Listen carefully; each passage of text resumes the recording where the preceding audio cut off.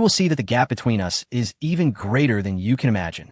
As Zhang Jinghua reveled in his self-satisfaction and continued to brag, one of the young women caught sight of the rearview mirror and gasped in astonishment. Look, he is catching up, and he is so fast. Zhang Jinghua furrowed his brow, barely having time to glance at the rearview mirror. A silver flash zipped past him with astonishing speed, leaving him momentarily stunned. Jiang Yuan, beside the car, wore a cold smile that seemed to mock Zhang Jinghua's inadequacy. The harshness of that smirk jolted Zhang Jinghua back to reality. Damn it, he couldn't help but curse. He pressed the accelerator to the floor, driving recklessly. Yet, in his desperation, he realized that no matter how hard he tried, he could not match Jiang Yuan's pace. In his frantic state, he nearly caused a catastrophic accident while navigating a turn due to his excessive speed. Fortunately, the car's safety features held up, resulting only in a nasty scratch marring its surface. This is infuriating. Zhang Jinghua slammed the steering wheel, his anger boiling over, nearly rendering him unconscious. This car was a birthday gift from his father just last month, and he had been overjoyed, yet now it was already marred. All because of Jiang Yuan. His fury intensified, deepening his disdain for Jiang Yuan. After about 10 minutes, when the two met again, Zhang Jinghua could not suppress a frigid glare directed at Jiang Yuan. Jiang Yuan shrugged nonchalantly. If one is not envied, they are mediocre. In life, one often encounters such individuals, those who harbor animosity for no reason, driven by jealousy over beautiful women or promotion opportunities. This was not due to Jiang Yuan being particularly loathsome. Rather, it stemmed from the universal desire to possess what is coveted, and Jiang Yuan happened to be exceptionally charming. Ultimately, it was simply the fault of his good looks. What can I do? I'm just as helpless, Zhang Jinghua remarked coolly. My residence is at Building 12 in Xingda District, and the party will be held there. Lu Mingzhang leaned closer to Jiang Yuan and whispered, Building 12 in Xingda District? That is a luxurious property, second only to Building 13, with prices exceeding 10 million. Jiang Yuan responded with a soft, Oh, I actually plan to host a party today, as well, Jiang Yuan said casually. Perhaps we should let the ladies decide whose party to attend. Upon hearing this, Zhang Jinghua couldn't help but chuckle. While Sun Yunch might be noncommittal, her friends were decidedly pragmatic. They would undoubtedly gravitate towards the most entertaining and lavish gathering. In a bold manner, Zhang Jinghua proclaimed, Dear ladies, my party is about to commence at Building 12, where I have reserved an entire floor for our enjoyment. Would you grace us with your presence? The moment Sun Yunch's friends heard this, their eyes sparkled with excitement. Are we really having the party at Building 12? Building 12? Indeed, this must be the most opulent residence in the vicinity. It is said to be equipped with an entire suite of recreational amenities, including a swimming pool, KTV, and a cinema-grade media room, among other luxurious facilities. Remarkable. Within the high-end real estate market of the capital, such a property is truly a rarity. And an entire floor, no less. It must cost a fortune. Truly extravagant. It is no wonder that Zhang Jinghua possesses such remarkable prowess. As he listened to the exclamations of admiration from the surrounding women, Zhang Jinghua's vanity soared to new heights, enveloped in a delightful sensation. He couldn't help but emit a contented hum, his face radiating pleasure. Yet at that moment, Jiang Yuan suddenly spoke up. With a smile playing on his lips and his arm around Sun Yunch's shoulder, he casually remarked, Let us proceed to the 13th floor. We can revel freely throughout the entire building. Chapter 224. The lavish party's punishment game. As Jiang Yuan uttered these words, a tempest of astonishment swept through the crowd. Sun Yunji's companions were left dumbfounded. Did I hear that correctly? Or was he jesting? Should we laugh? His tone did not suggest humor. Yet the statement seemed too implausible to believe. The 13th building? Wasn't that the most sought-after property in the entire capital? Recently, it had reportedly been acquired by a mysterious tycoon, causing quite a stir throughout the city. Could it be that this man, Jiang Yuan, was the one who made the purchase? In an instant, Jiang Yuan became the focal point of attention. Zhang Jinghua felt a surge of confusion. Instinctively, he wanted to proclaim that Jiang Yuan was merely boasting. After all, he was just a rustic bumpkin from the southern city. How could he possibly be the affluent buyer of the Xingda 13th building?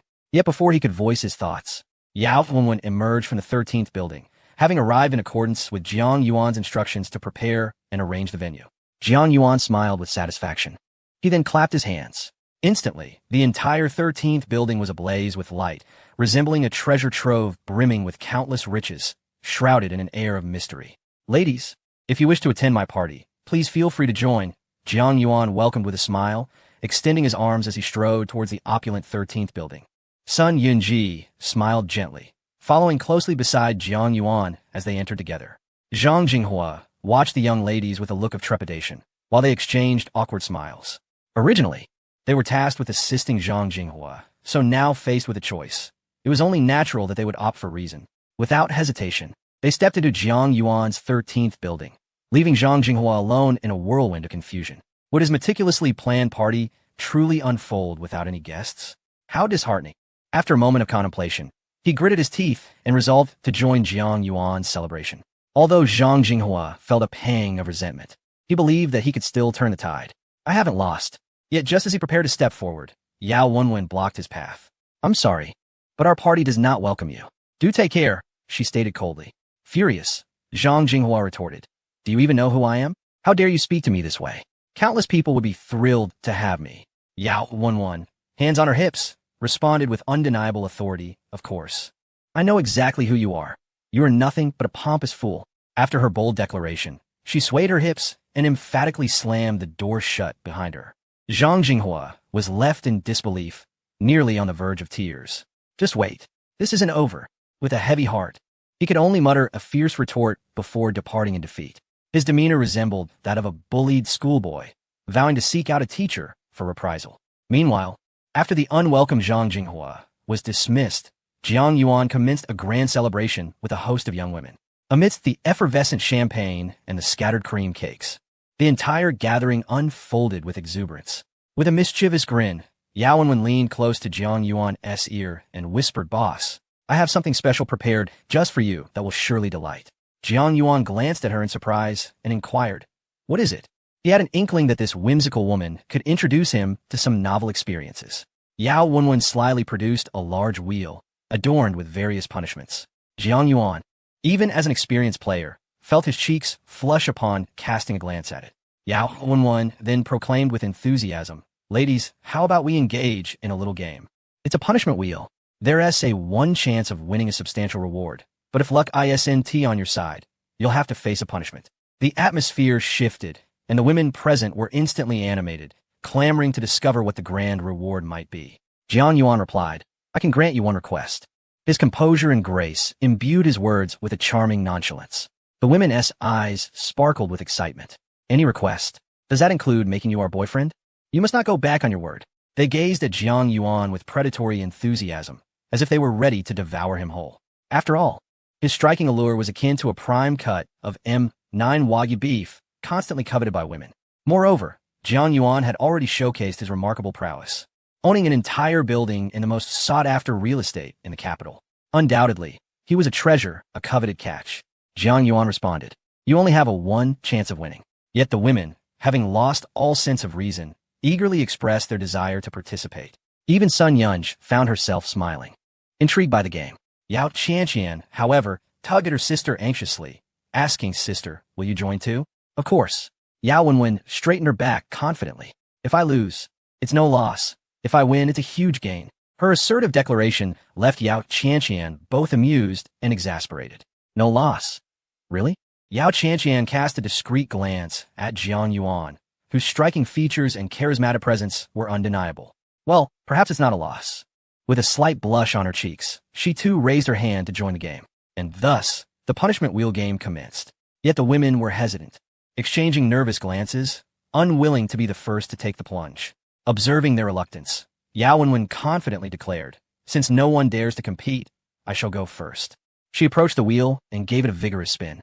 The wheel began to whirl like a summer fan, while the onlookers, including Yao Qianqian, watched with bated breath. Their eyes locked on the pointer's trajectory. Once the final pointer comes to a halt, it determines the outcome of this game.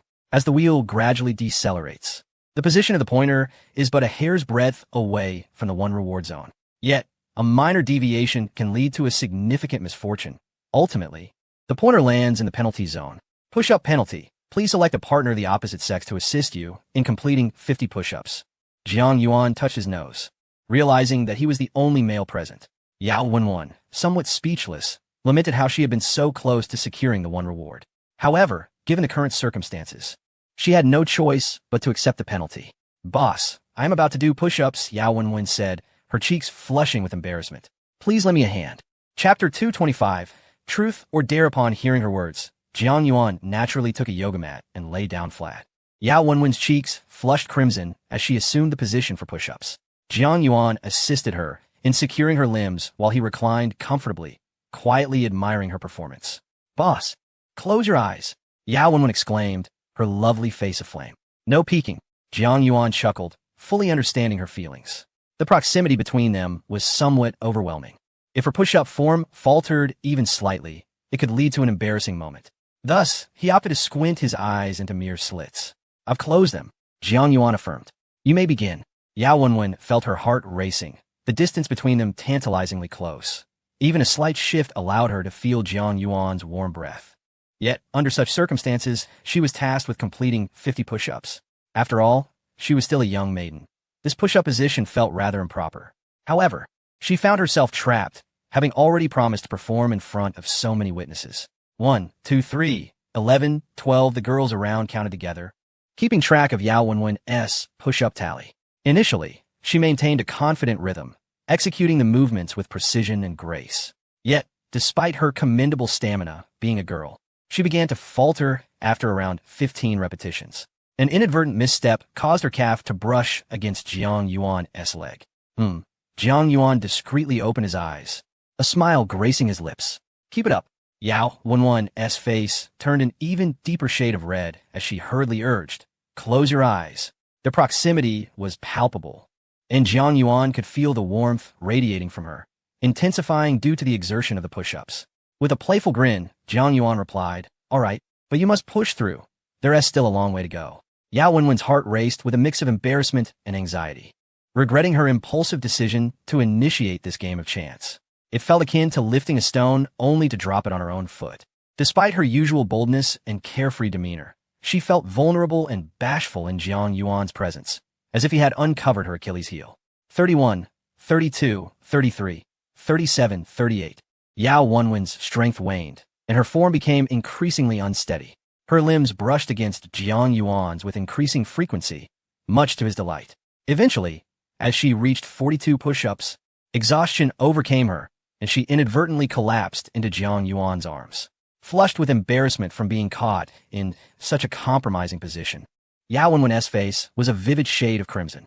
Yao Qianqian, unable to bear the sight any longer, interjected, I'll finish the remaining push-ups for my sister. Yet, Yao Wenwen shook her head resolutely, determined to complete the path she had chosen, even if it meant crawling through it. She reluctantly completed 8 push-ups, finally concluding this rather embarrassing punishment. The other girls found the experience quite exhilarating and expressed their desire to try their luck on the grand wheel. If the pointer of the wheel landed on one, any request made could be fulfilled. Wouldn't it be splendid to ask Jiang Yuan for a house? Yao Qianqian thought to herself that since Jiang Yuan had bullied her sister, she must seek revenge. Even if it was a punishment game, she could drag Jiang Yuan down with her. Meanwhile, Sun Yunj smiled faintly, a mysterious gleam dancing in her eyes, as if she had conceived an amusing request. Jiang Yuan rubbed his nose, surprised by the turn of events today. Just then, a phone call from Lu Mingzhang came through. Jiang Yuan, how's it going? That Zhang fellow hasn't given you a hard time, has he? Jiang Yuan knew his old classmate was timid and greatly feared Zhang Jinghua, to the point that he dared not attend the party, lest he inadvertently offend someone. Small-time businessmen are typically astute, yet fearful, and he had evidently inherited this trait from his parents. Oh, it's fine. He has already left, Jiang Yuan replied, omitting the fact that Zhang Jinghua had been quite literally chased away by his own people. Upon hearing this, Lu Mingzhang let out a sigh of relief. As long as nothing happened, I'll treat you to a meal another day. After hanging up, Jiang Yuan chuckled to himself. Nothing happened? That Zhang fellow was indeed in for a major ordeal. He would seek an opportunity to make him pay. Just as Jiang Yuan was lost in thought, the next person stepped up to the grand wheel, Yao Qianqian. Eager to avenge her sister, she spun the wheel without hesitation. However, the outcome left her feeling somewhat embarrassed. Truth or dare? Please share the most embarrassing moment of your life with everyone. Yao Qianqian was taken aback, never expecting such a punishment. In her life, there had not been many embarrassing moments. Yet suddenly, something came to her mind, and her face flushed like a sunset.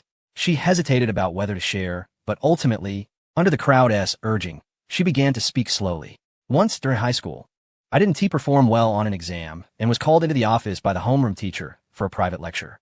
He scolded me for a full half hour, then received a phone call and left without explanation. All the other teachers had gone to teach, leaving me alone. I noticed a folder on his computer desktop filled with study materials, so I casually opened it. Inside were a collection of films in a foreign language. Feeling unjustly reprimanded, I had a sudden inspiration and copied those films onto the USB drive he used for teaching. When he returned to class and projected the USB, everyone happened to see his films. The entire class fell into a silence of embarrassment. A collective gasp echoed through the room, followed by an eruption of laughter. Laughter erupted, nearly causing one to lose their composure. Jiang Yuan remarked, "This Yao Qianqian is quite the enigma, a veritable undercover agent. Moreover, her mischievous demeanor mirrors that of her sister, truly a testament to their sibling bond." Meanwhile, Sun Yunj, brimming with anticipation, approached the great wheel. With delicate fingers, she gave it a gentle spin, which eventually came to a halt. Dare challenge. Select an opposite gender partner and engage in an intimate action. Jiang Yuan was taken aback, still grappling with the nature of this challenge when a fragrant breeze wafted his way. Without warning, Sun Yunj seized him in a fervent kiss, prompting a chorus of surprised shrieks from the surrounding girls. Jiang Yuan felt a surge of indignation. He had become the unwilling participant.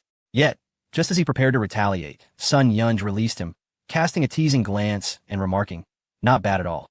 Jiang Yuan felt a swell of frustration, likening himself to a damsel from ancient tales, beset by an unscrupulous rogue.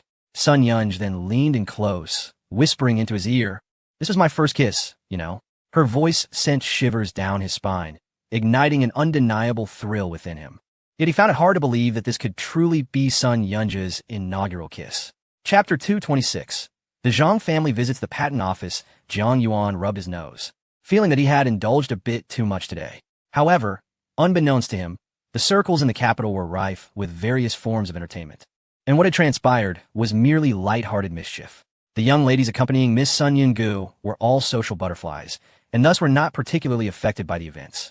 Yet, Yao Wenwen and Yao Qianqian could not help but feel a tinge of jealousy, their eyes sparkling with thinly veiled resentment. At that moment, Yao Wenwen's phone rang. After answering, she exchanged a few words before hanging up. "Boss, the owner of Xianlin Art has sent over your mural. I will assist you in receiving it," Yao Wenwen announced. Jiang Yuan nodded in acknowledgement.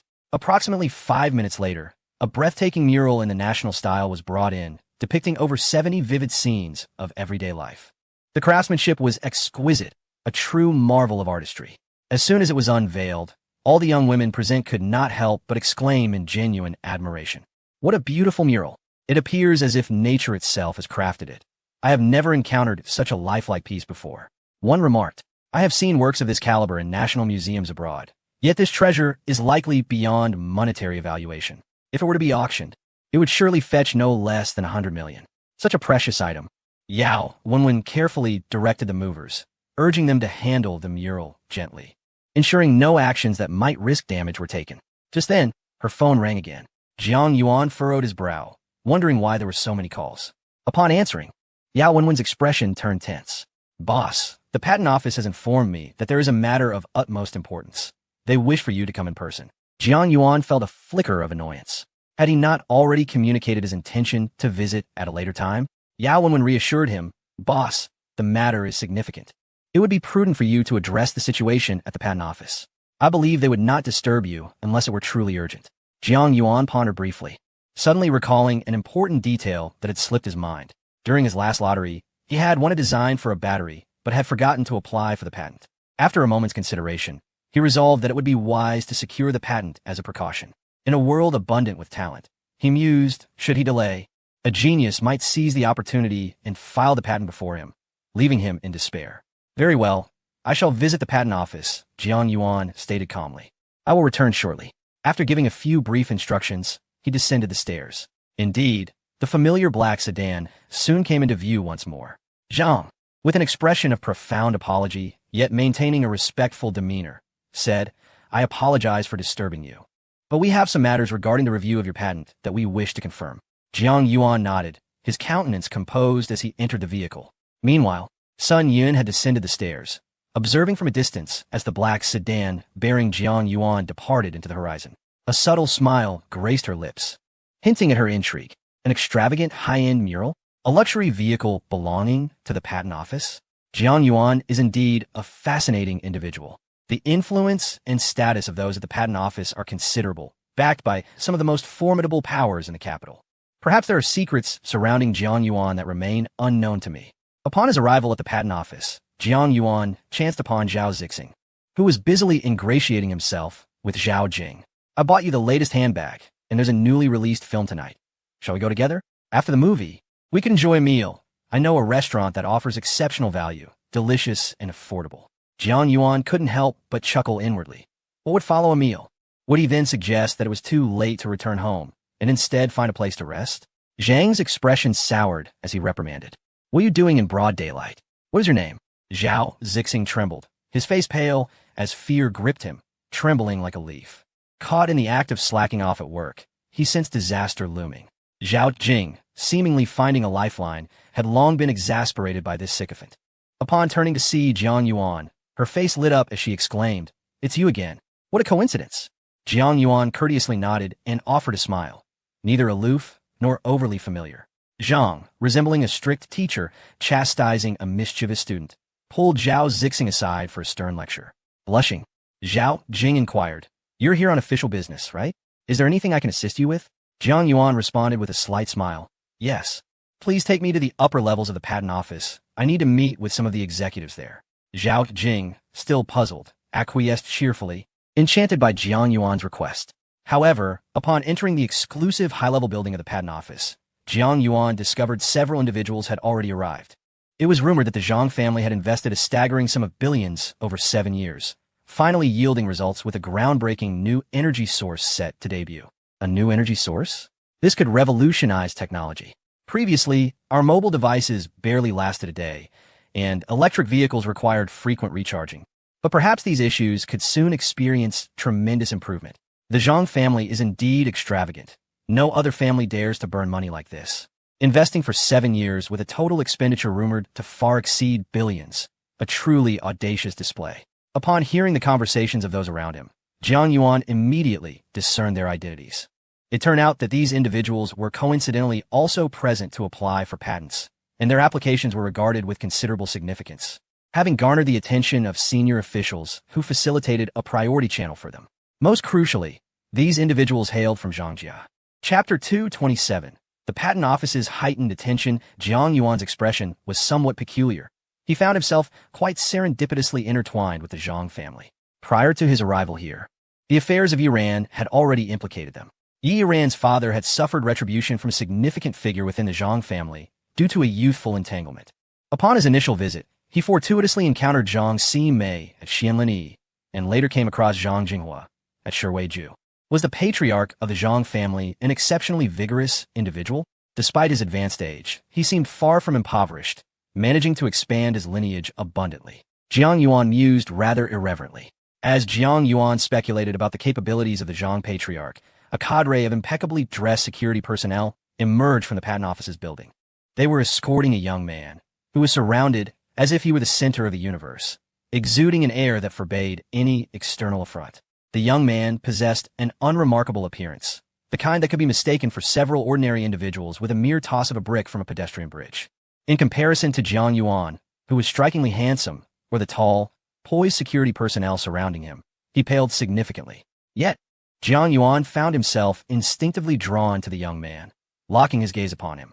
Some individuals possess an innate radiance, exuding a unique charisma that allows them to stand out in a crowd, even if their features are average and their beauty is not particularly striking. This phenomenon was intriguing, and though Jiang Yuan had heard of such a presence before, he had never encountered it until today. Moreover, the young man appeared to be in high spirits, as if he had just accomplished something monumental, radiating an aura of possessing profound wisdom. This individual seemed rather extraordinary. Jiang Yuan felt a spark of curiosity. Alas, if only he were a warm-hearted woman instead of a man. Jiang Yuan, with his playful thoughts, mused irreverently. The young man, seemingly aware of Jiang Yuan's gaze, returned a courteous smile. Jiang Yuan found himself intrigued by this individual, while the young man regarded Jiang Yuan with equal admiration, astounded by his striking appearance, which seemed almost celestial. Were it not for pressing matters at hand, he would have certainly sought to make his acquaintance. With a soft sigh, the young man hurried past Jiang Yuan. Jiang Yuan felt a twinge of regret as he continued onward, while whispers circulated among the onlookers. Had it been completed? So swiftly, had the second son of the Zhang family already secured their patent through the expedited Green Channel? It was well understood that such channels were tailored for these individuals, ensuring remarkable efficiency. The Zhang family truly thrived in this environment. After years of investment and expenditure, they were poised to reap substantial rewards. Their envy transformed them into proverbial lemons, filled with admiration. Meanwhile, they caught a glimpse of Jiang Yuan, an unfamiliar face amid the crowd. Unfazed, Jiang Yuan proceeded into the exclusive edifice of the patent office's upper echelons. Who was that individual? How is it that I have never encountered him? Yet he has directly entered the towering edifice of the Bureau? To gain entry to such a high-rise signifies that this individual possesses an extraordinarily unique status. Perhaps a prominent figure from another city? Surely not. He appears to be merely in his early 20s.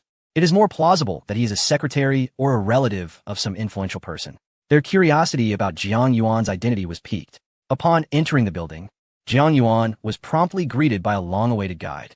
She was a charming young lady with a round face, fair skin, and a sweet demeanor, adorned with red-framed glasses that captured the attention of men. "Hello, I am your dedicated escort. Please follow me," she said politely. Noticing her youthful appearance, Jiang Yuan could not suppress a playful inclination. He chuckled softly and inquired, "May I ask how to address you, miss?" Upon hearing Jiang Yuan's mischievous smile and his reference to her as miss, she blushed shyly and replied, "Ah, my name is Xiao Yuding. You can ask me anything you need." Jiang Yuan elongated his tone teasingly. "Anything at all?" Xiao Yuding's round face instantly flushed crimson. She was well aware that his words were laced with flirtation, yet rather than feeling offended, she found herself in a state of delightful confusion. Perhaps this is the power of attractiveness. If a less appealing man had made such advances, Xiao Yuding might have reacted with fury, delivering a sharp slap to his face without hesitation. However, when faced with the charming Jiang Yuan, all that remained was a rosy blush. "I have worked here for quite some time, but this is the first time I have encountered someone like you." Xiao Yuding spoke softly, seemingly choosing her words with care. "Someone rather extraordinary." Seizing the opportunity, Jiang Yuan inquired, "And what about that person from earlier? He must be quite remarkable as well." He was, of course, referring to the second son of the Zhang family. Xiao Yuding's expression turned slightly troubled as she furrowed her brows. "That individual is indeed somewhat exceptional, though he pales in comparison to you." Curious, Jiang Yuan asked, "What was he here for?" Xiao Yuding hesitated momentarily, but recalling Jiang Yuan's status and the regard in which he was held by the higher-ups, she divulged all she knew. Their family has staked their entire fortune, secretly investing in research to develop a new type of energy. Currently, the Zhang family is burdened with substantial debt. Yet once this technology is implemented, they could recoup their losses in less than half a year and even expand their wealth exponentially. Jiang Yuan responded with a thoughtful "oh," contemplating this information. Meanwhile, Xiao Yuding led him onward until they arrived at an executive conference room. She knocked gently on the door and respectfully announced, "Mr. Jiang has arrived." As soon as she finished speaking, the door swung open, revealing a gathering of dignitaries inside the conference room, all wearing radiant smiles and rising in a grand and ceremonious welcome. "Mr. Jiang, it is an honor to meet you. Regarding your pharmaceutical patent, we have encountered some issues and would greatly appreciate your guidance. Here is our contact information. Please accept it. Should any matters arise in the future, do not hesitate to reach out to us, as we will certainly provide our utmost support." Xiao Yuding was somewhat taken aback, as it was her first time witnessing such courtesy from these prominent figures towards an individual. Meanwhile, Jiang Yuan, known for his forthrightness, promptly laid his card on the table. "I also possess a patent that I hope to have approved." Upon hearing this, the atmosphere shifted, and the entire room regarded Jiang Yuan with a mixture of surprise and uncertainty. Another patent? The entire patent office immediately entered a state of heightened attention. Chapter 228. The head of the Tang family, Jiang Yuan, produced a set of design blueprints and presented them to Xiao Yuding, who then distributed them to the senior officials present from the patent office. These individuals regarded Jiang Yuan with profound admiration, eagerly anticipating the contents of the documents. However, as they delved deeper into the designs, trepidation gripped their hearts. What lay before them was nothing short of revolutionary. Could this truly be your creation? A genius, an unparalleled genius. The gaze of everyone in the conference room was irrevocably fixed upon Jiang Yuan. Meanwhile, within the Tang household, a tempest was brewing. The clandestine meeting between Tang Qinxin and Jiang Yuan had been leaked by an unknown traitor, stirring a whirlwind of gossip throughout the city. Rumors abounded, casting doubt on Miss Tang's judgment. How could she forsake the young elite of the capital to choose a man from the outskirts? To them, an outsider was akin to a rustic, tarnishing the family's reputation. The city buzzed with whispers, all directed at the Tang family. Had the Tang family completely lost their senses, opting to associate with a mere country bumpkin instead of the distinguished youths of the capital? It was rumored that their relationship extended far beyond mere meetings. Surely, the goddess of the Tang family had been deceived. How could someone of her discernment possibly fall for such a rustic? Was she so naive as to believe in love? It was hard to fathom that a grown adult in their 20s could constantly prattle on about love. How childish. It was truly foolish for someone of the Tang lineage to lack such basic insight. Nonetheless, despite the cacophony outside, few dared to voice their opinions openly. Most discussions remained hushed and discreet. The true source of Miss Tang's distress lay within her family. At that moment, Tang Qinxin isolated herself in her room, morosely sipping from a glass of Lafite. Knock, knock, knock. A servant's flat voice echoed from outside the door. Miss, your father wishes to see you. All right, I understand. Yet, Tang Qinxin did not rush to comply. Instead, she irritably began to consume the bottle of Lafite, pouring it directly into her mouth. It was only when her throat felt as though it were ablaze from the copious amount of wine that she finally ceased her indulgence. She knew well that her father would demand a thorough explanation of the situation, which only deepened her frustration. Her father, a domineering figure akin to a ruthless CEO, was known for his cold and commanding demeanor. Having been raised under his strict supervision, Tang Qinxin was not particularly fond of their encounters. Nevertheless, thinking of her mother, she clenched her teeth, tidied herself up, and donned a clean, elegant dress before heading to meet her father, Tang Long. Following the servant, Tang Qinxin was led to the edge of an artificial lake, where a dignified middle-aged man, exuding an air of grandeur, was engrossed in painting a landscape. As he deftly wielded his brush, the majestic mountains and meandering waters seemed to spring to life upon the paper. Although Miss Tang harbored considerable displeasure towards her father, she could not deny that this award-winning artist possessed exceptional skill. She stood silently, awaiting the completion of her father's painting, which was entering its final stages of refinement. At this juncture, she was well aware that he seldom permitted any disturbances. A sense of anxiety began to gnaw at her. How would she respond if he were to question her later? While Miss Tang was engulfed in apprehension, the dignified Tang Long, with his back turned to her, continued to focus intently on his artwork. Qinxin, how old are you this year? He inquired. 20, she replied. Upon hearing her answer, Tang Long turned to face her. Though his hair was graying at the temples, his eyes sparkled with the vastness and mystery of the cosmos. 20 years ago, your mother gave birth to you, and from that moment, you have borne the weight of a mission as a member of the Tang family. I hope you do not forget this.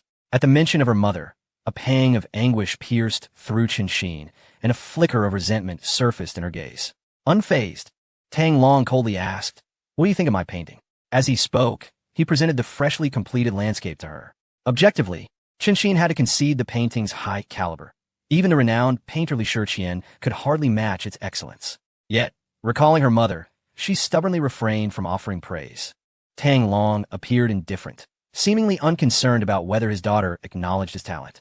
I invested considerable effort into this piece, dedicating 37 hours to its conception and an additional 46 to its execution. However, in the final hour, I was distracted by other matters, resulting in significant flaws. He stroked the painting as one might caress a beloved skin. Then, without warning, a tearing sound echoed as he ripped the artwork apart. From his pocket, he produced a Zippo lighter and set the remnants aflame. Witnessing this, Qinxin felt an inexplicable chill run down her spine. Qinxin, Tang Long's voice resonated as if from the depths of the underworld. Sometimes, life resembles this painting, no matter how auspicious your beginnings or favorable your fortunes. A single misstep could lead to an irretrievable downfall. A sharp pain pierced Qinxin's heart, her complexion paling as her lips trembled, rendering her speechless. The authority of Tang Long, the head of the Tang family, was as insurmountable as a mountain, leaving Qinxin feeling like mere prey upon a butcher's block, entirely at his mercy. "Father, you summoned me today. What is your intent?" Tang Qinxin inquired, her teeth clenched. Tang Long cast a somewhat surprised glance at her. In his perception, his daughter should be trembling in fear, submissively awaiting his commands. Yet here she was, mustering the courage to question his motives. How she has grown. Her wings now strong enough to challenge me? A smile crept across Tang Long's face. However, as soon as he uttered those words, Miss Tang felt the atmosphere around her plunge in temperature, her legs trembling uncontrollably, as though her knees yearned to capitulate. She understood that this was the manifestation of her father's long-accumulated authority and the haunting memories of terror embedded deep within her soul. Chapter 229. The Reluctant Union. As she gazed upon the paintings ablaze on the ground, emitting thick plumes of smoke, Tang Qinshin felt the biting chill of the surrounding air. Her complexion turned pale as she trembled, uttering, "Daughter dares not question father." "Ha! Though your lips remain silent, your heart harbors audacity," Tang Long chuckled. Yet the frigid atmosphere around them remained undiminished. "Qinshin, you're no longer a child. The Zhang family boasts numerous young talents. You may select any one of them to marry and bear children." A jolt of shock coursed through Tang Qinshin, and she nearly cried out, "Why?" Tang Long, however, did not respond. Instead, he turned away, clasping his hands behind his back. "Must I explain my actions to you? A mere child?" Though Tang Qinshin could not see her father's expression, she acutely felt the air grow even more oppressive, as if it sought to sap her very essence. Ordinarily, she would never dare to continue a dialogue with her father over any matter, opting instead for acquiescence. Yet this demand for marriage was beyond her comprehension, and she found herself utterly unable to accept such an abrupt proposition. "Oh no! Father must have heard about my relationship with Jiang Yuan and deemed my actions a disgrace to the family, thus wishing to marry me off." After a moment of contemplation, she dismissed her thoughts. No, father is not of such a disposition. His focus lies solely on the family's interests, showing little concern for the affairs of his children. Could it be that the Zhang family is on the verge of rising to prominence, and he seeks to utilize me as a bargaining chip for an alliance? How infuriating! Tang Qinshin's face turned pale, and though she yearned to refuse, fear held her tongue. In her eyes, her father was akin to an untouchable deity, and she could never defy his decrees. Tang Long turned back to her, observing her prolonged silence, and finally sighed. "You and your mother share striking similarities." At this remark, Tang Qinshin could no longer contain herself and retorted, "I'm not like my mother. I will not marry. I already have a boyfriend." Tang Long appeared unsurprised, as if he fully understood his daughter, displaying no trace of emotion. "Boyfriend? Is it that young man named Jiang Yuan? After all, even a husband can be divorced, and breaking up with a boyfriend is quite simple, is it not?" Tang Qinshin found herself unable to tolerate her father's nonchalant tone, as if suggesting a breakup were a matter of course, which felt profoundly disrespectful. "We have already been through so much together." She gritted her teeth. "And so?" Tang Long inquired with curiosity. "What era do you believe we are in? Do you think father is so antiquated?" The words momentarily left Tang Qinshin speechless, and she struggled to find a response. Meanwhile, Tang Long beckoned to the elderly butler, instructing him to bring forth a dossier. Within it lay a comprehensive profile of Jiang Yuan. With apparent interest, he perused the document before stating, "This young man is indeed commendable. The most opulent villa in the southern city belongs to him, alongside a fine Ritz-Carlton restaurant, a Royal Century Entertainment City, and a rather renowned gaming company named Yuan Mei. He once returned to his hometown to participate in an ancestral ceremony, attracting numerous prominent figures from half of the southern city to show their support. Additionally, he possesses assets in Xiamen, including a media company called Tianqi Shengshi and an international private school." Tang Long recited various details about Jiang Yuan with great familiarity. Even Tang Qinshin was somewhat astonished.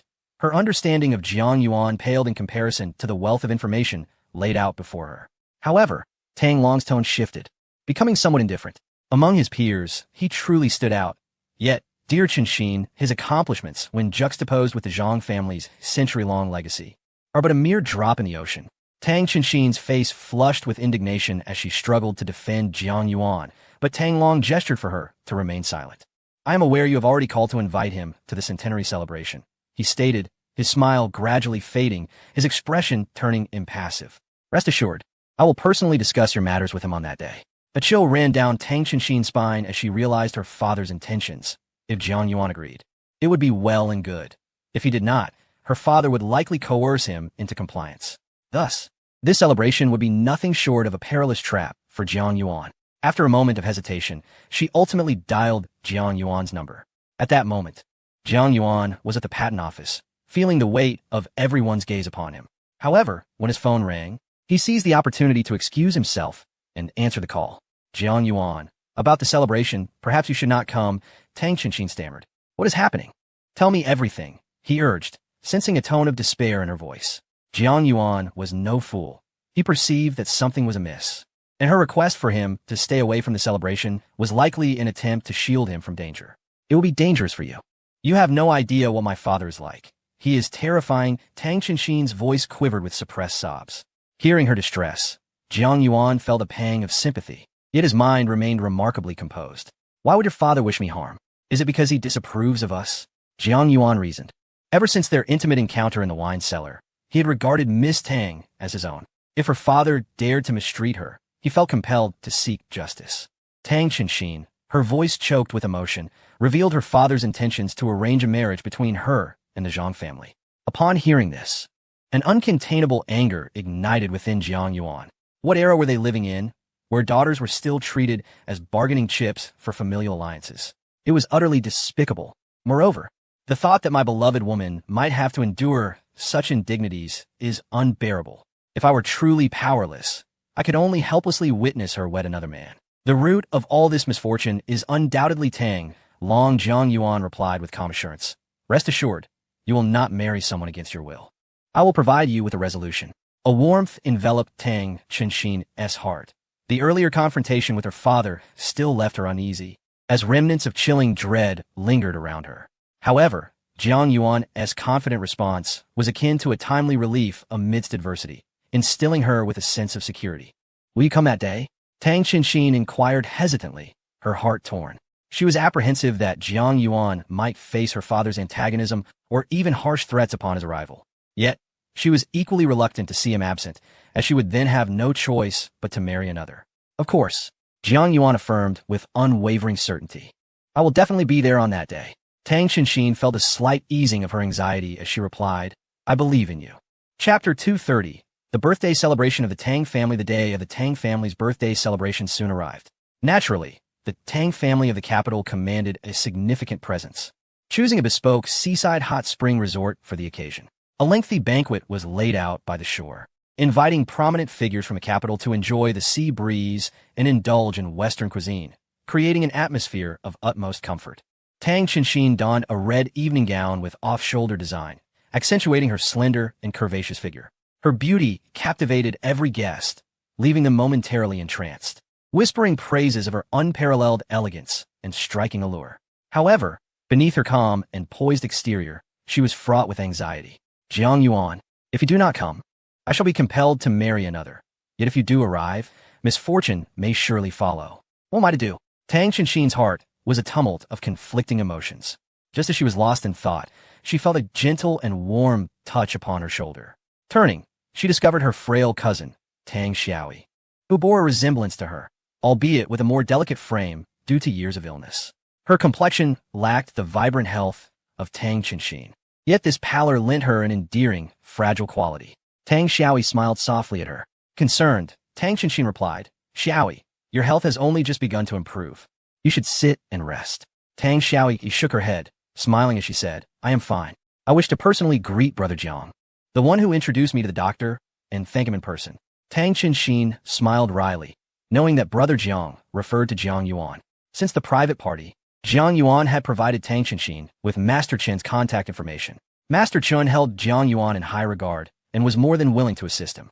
Although Tang Xiaoyi's heart condition was complex and incurable, Master Chen had devised a reasonable treatment plan. While a permanent cure remained elusive, her condition could be significantly alleviated, allowing her to manage daily activities without issue.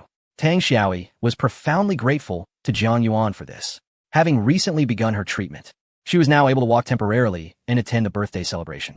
Leaning closer to Tang Qianxin, she whispered, Cousin, do not worry. I have asked Father to speak on your behalf. Hearing her cousin's words warmed Tang Qianxin's heart, and she couldn't help but ruffle Tang Xiaoyi's hair, appreciating her thoughtfulness. At that moment, a robust voice announced the arrival of Master Lu. A slightly portly, yet elegantly composed middle-aged man entered the venue. He was the cardiac pathology expert who had crossed paths with Jiang Yuan at the patent office. His attire was modest, yet no one paid heed to this. Instead, displaying expressions of admiration, he was a true master, unconcerned with such trivialities. The centenary birthday celebration of the Tang family naturally included this eminent figure of great renown.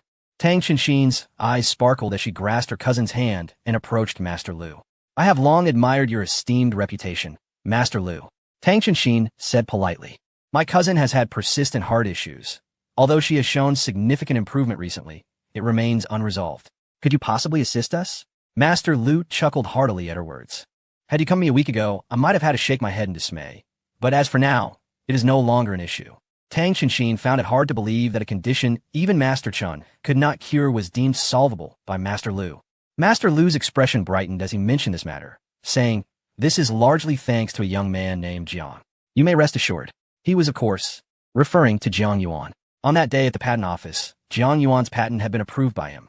He was well aware that this patent was a boon for all heart patients, making the treatment of Tang Xiaoyi's ailment a mere formality. Although Tang Qinshin did not know the identity of the young man he referred to, the prospect of her cousin's condition being potentially cured filled her with joy. "Thank you, Master Lu," she exclaimed with a smile. Just then, another announcement made her heart skip a beat. The Zhang family, Zhang Jinglin, has arrived. A woman with starry eyes and radiant beauty, clad in a light blue evening gown, gracefully entered the room. Her beauty was second only to Tang Qinshin's, making her one of the standout women present. The Zhang family members began to arrive in succession. Had Jiang Yuan been present, he would have easily recognized this woman as Zhang Samai, who had previously vied with him at Xianlin Art. Upon her entrance, she scanned the room only to feel slightly disappointed that Jiang Yuan had yet to arrive. As a rather mischievous onlooker, she had been eagerly anticipating this day ever since Jiang Yuan had stolen the limelight from her at Xianlin Art. Zhang Samai was well acquainted with Tang Qinshin's situation and was aware of the challenges Jiang Yuan was about to face. It was inconceivable that Tang Long would simply hand over his daughter without resistance. He would surely put up numerous obstacles. Thus, Zhang Samai had come specifically to witness Jiang Yuan's embarrassment. "Where on earth is that guy? I came here to enjoy the show. He isn't planning to chicken out, is he? That would be utterly dull," Zhang Samai muttered to herself. She instructed her subordinates to fetch an exquisite and luxurious gift box. With a gracious demeanor, she approached Tang Qinshin, saying, "Upon hearing of the centenary birthday celebration of the Tang family matriarch, I present this violet bracelet as a token of my wishes for her longevity and health." The surrounding guests gasped in admiration. The violet bracelet, steeped in ancient lore of longevity, was of considerable value. Even a piece of slightly inferior quality could fetch hundreds of thousands. A bracelet of superior quality, however, would command a far greater price. Elderly individuals often take great delight in discussions surrounding longevity, and thus, the violet bracelet has become a notably cherished gift. Tang Qinshin graciously accepted this present, yet she felt an inexplicable sense of unease, as Zhang Samai regarded her with an enigmatic smile that left her somewhat uncomfortable. Meanwhile, Zhang Samai dutifully took her seat, casting her gaze towards the entrance, eagerly anticipating Jiang Yuan's arrival. Chapter 231. Matriarch Tang by the beach, the warm, salty sea breeze continuously caressed her body. A grand banquet was in full swing, with an elongated table adorned with a multitude of delicacies. However, Tang Qinshin felt no appetite. A sudden chill gripped her heart, causing her to involuntarily shudder, her face betraying an expression of unease. Her cousin, Tang Xiaoyi, worriedly grasped her hand and inquired, "Sister, what is wrong?" Tang Qinshin remained silent, her gaze turning towards the entrance not far away. Tang Xiaoyi, puzzled, followed her cousin's line of sight. Indeed, a man with a commanding presence, as imposing as a mountain, stepped out. It was her father, Tang Long, the head of the Tang family. He surveyed the world with an air of authority. Despite being well over 50, he bore no signs of aging, exuding instead a restrained brilliance and an imposing demeanor. Tang Xiaoyi couldn't help but tremble, unable to meet his piercing gaze. Tang Long was a man of unfathomable depth over the past decade. He had propelled the family's fortunes to astronomical heights, truly a formidable figure. Once a mere footnote among the elite of the capital, the Tang family had soared to prominence under his dynamic leadership. Such a man epitomized the archetype of a hero that every woman dreams of. It was rumored that his wife had passed away years ago, and Tang Long had not remarried. Ah, if only you knew. The circumstances surrounding his wife's death were far from simple, entangled in complexities best left unspoken, especially on this day of celebration for the Tang family. As Tang Long slowly made his way into the hall, not a single guest dared to overlook him. hastily approaching to exchange pleasantries. Here, he was undoubtedly the focal point, the undisputed center of attention. Even the most arrogant among them would not dare to disregard Tang Long. After exchanging a few courteous words with the guests, he approached his daughter. As the host of today's festivities, why have you not greeted the guests at the door? Have you entirely forgotten the manners I taught you in your youth? Each word he uttered struck Tang Qinshin's heart like a cold, dark bullet. Deep down, she understood that her father wished for her to personally welcome the Zhang family. Mustering her courage, she replied, I'm feeling a bit unwell. I cannot move. Her excuse, akin to a child fabricating a reason for not completing homework, was painfully inadequate. Yet, she intended it that way, even if she concocted a more plausible excuse. How could she possibly deceive the astute Tang Long? She knew her father's temperament all too well. It was better to be forthright about her stance. She had no desire to engage with the Zhang family, nor did she wish to marry into them. Upon hearing her words, Tang Long's deep-set eyes seemed to ignite with a smoldering fire, threatening to engulf her. Tang Qinshin felt a wave of dread wash over her. Perceiving herself as a fragile rabbit, while her father loomed above her like the king of beasts, wielding absolute power over life and death. Before him, she found herself utterly unable to entertain even the slightest thought of defying his commands. Tang Xiaoyi, feeling an unsettling apprehension, tugged at her cousin's hand. Her heart weighed down by immense fear. Just as the atmosphere grew increasingly frigid, an aged, venerable voice echoed from a distance. Sheener, since you are unwell, why must you force yourself? The voice continued, You are but a young girl. As your father, he should cherish you dearly. Upon hearing this voice, everyone swiftly turned to offer their greetings. May Lady Tang enjoy longevity and health, celebrating this day year after year. It is rare to find a millennial tree in the mountains, just as it is difficult to encounter a centenarian in the world. May the old star of longevity be blessed with good fortune. May the evergreen trees in prosperous times and the ageless pines stand tall. May the old star of longevity enjoy wealth and well-being. An elderly woman, her hair as white as snow and skin wrinkled like the bark of a withered tree, slowly emerged. Despite her age, her eyes still held a glimmer of brightness, and her countenance was gentle, revealing a kindly old lady, indeed, the matriarch of the Tang family. Tang Long had intended to reprimand his daughter, but upon hearing his mother's words, he decided to refrain, at least for the moment. The old matriarch cheerfully approached Tang Qinshin. Sheener, I hear you have recently begun dating a young man named Jiang Yuan? A flicker of joy ignited in Tang Qinshin's heart. It seemed her grandmother wished to assist her. She was about to nod in agreement when Tang Long interrupted. Standing tall and bearing a cold expression, he stated, Sheener has already broken up with him. Upon hearing this, the old matriarch's face fell with disappointment. Oh, is that so? I was hoping to hold my grandchild soon. Tang Long, rarely smiling, showed a fleeting grin reserved solely for his mother. Do not worry, mother. Sheener will soon marry and have children. Tang Qinshin's heart sank. She understood all too well her father's intentions. He intended to force her into a marriage with someone from the Zhang family. Unable to contain herself any longer, she prepared to voice her defiance and confront her father. At that moment, a trembling yet anxious announcement rang out. The head of the Zhang family has arrived. Instantly, a profound silence enveloped the room, as if an unspoken agreement had been reached among all present. A slender old man clad in traditional attire entered, followed by a dozen direct descendants, exuding an air of ease. He was none other than the head of the Zhang family. Even in the presence of Tang Long, he appeared unperturbed, wearing a smile as if greeting an old friend and rival from years past. His gaze briefly flickered to Zhang Ximei, and he remarked, Aren't you coming over? Upon hearing this, Zhang Ximei promptly lowered her head. Originally, she should have accompanied the family head, but her quirky personality had compelled her to arrive early, eager to witness Jiang Yuan's potential embarrassment, not wanting to miss the spectacle. With a playful smile, she settled beside her kin. The Zhang family head instructed someone to present an opulent gift box. Having heard that Lady Tang delights in fine tea, I have brought a pair of coral teapots in a rosy hue. I hope you will accept them. After the head of the Zhang family presented his gift, he returned to the banquet as if he had merely given away a trifling trinket. Yet, those surrounding him were acutely aware of the true value of the teapot. It is said that this exquisite piece boasts a history exceeding 300 years, adorned with intricate blue and green landscapes, and its unique shape is unparalleled in the world. Naturally, the head of the Zhang family would not skimp on such a gift if it were to reach the market. It would undoubtedly become the object of fervent competition among numerous collectors, fetching an astronomical price at auction. Behind the head of the Zhang family, several young gentlemen wore smiles as they scrutinized Tang Qinshin. As the most beautiful lady at today's gathering, Tang Qinshin ignited a spirit of rivalry among the Zhang brothers. Whoever could distinguish himself and secure a date with the enchanting Tang Qinshin would undoubtedly emerge as the most esteemed among them. Chapter 232. Overcoming Rivals. Jiang Yuan's 3 gifts. Upon receiving this exquisite gift, the elderly matriarch of the Tang family immediately wore a satisfied smile upon her face. One of her life's greatest pleasures was savoring tea, and the arrival of such a precious tea set as a present filled her with immense joy. A fine tea set undoubtedly enhances the appreciation of the beverage.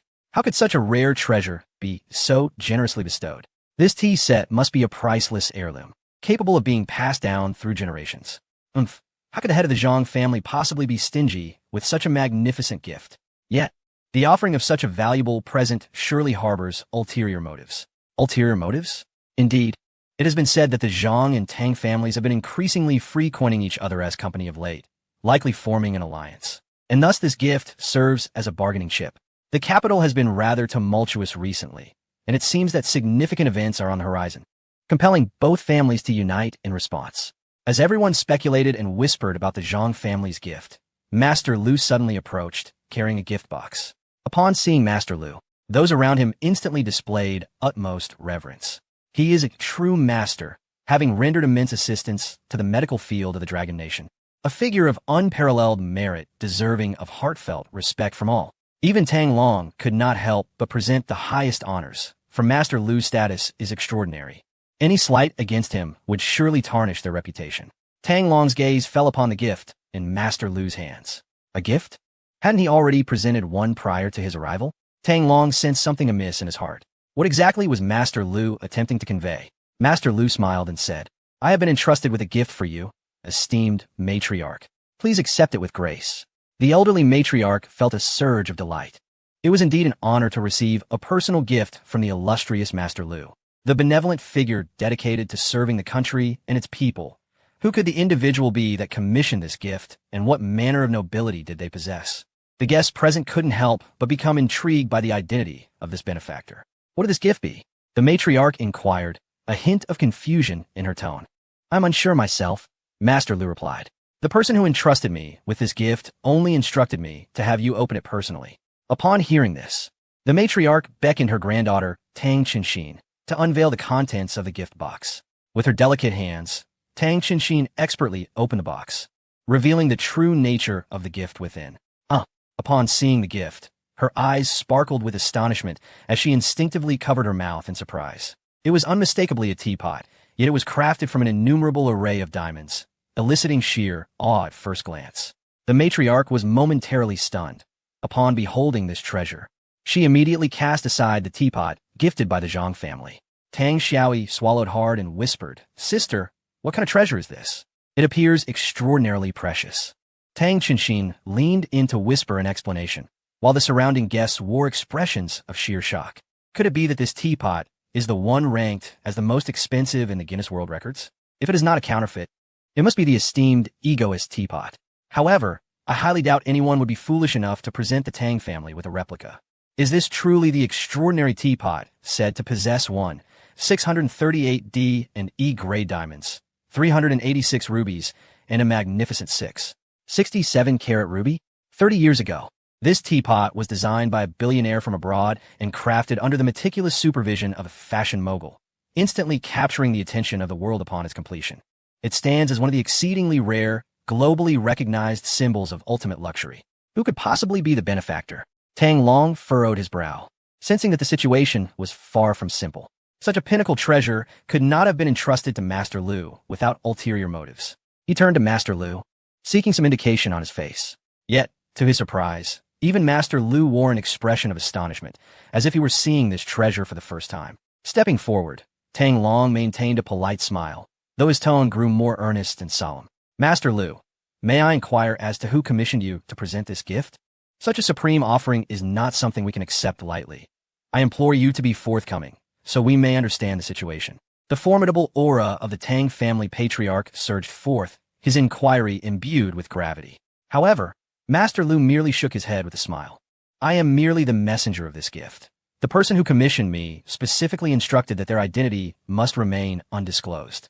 At this, even Master Lu appeared slightly embarrassed. To be honest, I only just laid eyes on this remarkable gift myself. Compared to your astonishment, I too am equally taken aback by the generosity of such a treasure. Tang Long's frown deepened. He knew that someone of Master Lu's stature could not lie. Yet the identity of the individual wishing to bestow such a gift upon his family remained a mystery. Suddenly, a thought crossed his mind, and he cast a cold glance at Tang Qianxin. It seemed as though he was questioning her, wondering if she was behind this. But Tang Qianxin looked equally innocent, exclaiming, "I truly have no idea who it could be. Such a pinnacle luxury item. Even the most affluent families in the capital might not easily part with it." Tang Xiaoyi tugged at her cousin's sleeve and whispered, "Sister, could it be that it was sent by that brother Jiang?" The notion of Jiang Yuan as the sender surged through Tang Qianxin's mind, filling her with disbelief. Although Jiang Yuan had some standing, it seemed implausible that he could procure such a gift. Did he possess secrets unknown to her? Tang Qianxin desperately wished for Jiang Yuan to be the benefactor. Yet she hesitated to believe it fully, fearing that this might be an exquisite illusion, and upon waking, she would be left with nothing but helplessness and harsh reality. The Zhang family collectively felt a sense of discontent. Their patriarch had just bestowed a lavish teapot, only for another to present one worth over 100 times its value moments later. What is this? Is it not a blatant provocation towards the Zhang family? Who could be so audacious? Could it be intentional? Perhaps not. It is more likely a mere coincidence. However, if it were indeed a deliberate affront, it would be an egregious insult. Alas, who is this individual that so brazenly disregards the Zhang family's dignity?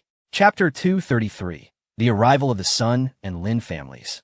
A surge of heroes, as all present were engulfed in astonishment and speculation regarding the identity of the benefactor behind such an extravagant gift. Two resounding voices pierced the air once more. The head of the Sun family has arrived. The head of the Lin family has arrived. Two distinguished middle-aged gentlemen, their demeanor exuding grace and an almost ethereal radiance, strode in unison.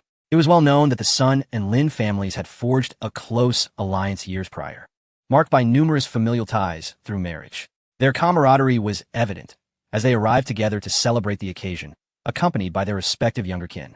Among the Sun family's entourage, Sun Yunj shone like a radiant lantern, capturing the attention of many men present, who couldn't help but swallow hard at the sight of her. Her unparalleled beauty was undoubtedly worthy of comparison with Miss Tang, and even the striking Zhang Samai would find it challenging to rival her allure. Sun Yunj was indeed a vision of beauty, and aside from Miss Tang, she was arguably the most enchanting presence of the day. Thoughts raced through the minds of the men. Would they have the chance to approach her? This was the first time witnessing her in person, as she was often elusive, and the opportunity felt too precious to squander. Her reputation preceded her. Who among the men present could resist the allure of such a divine goddess? Yet they lamented. If only they were the legitimate heirs of the affluent families in the capital, perhaps they might stand a chance with someone like Sun Yunj or Tang Qianxin. Moreover, whispers circulated about Miss Tang and her rumored romance with a young man surnamed Jiang. However, speculation suggested that they had likely parted ways, as everyone knew the fierce and unyielding character of Tang Long, who might have forced his daughter to sever ties. The young man Jiang Yuan was surely out of luck.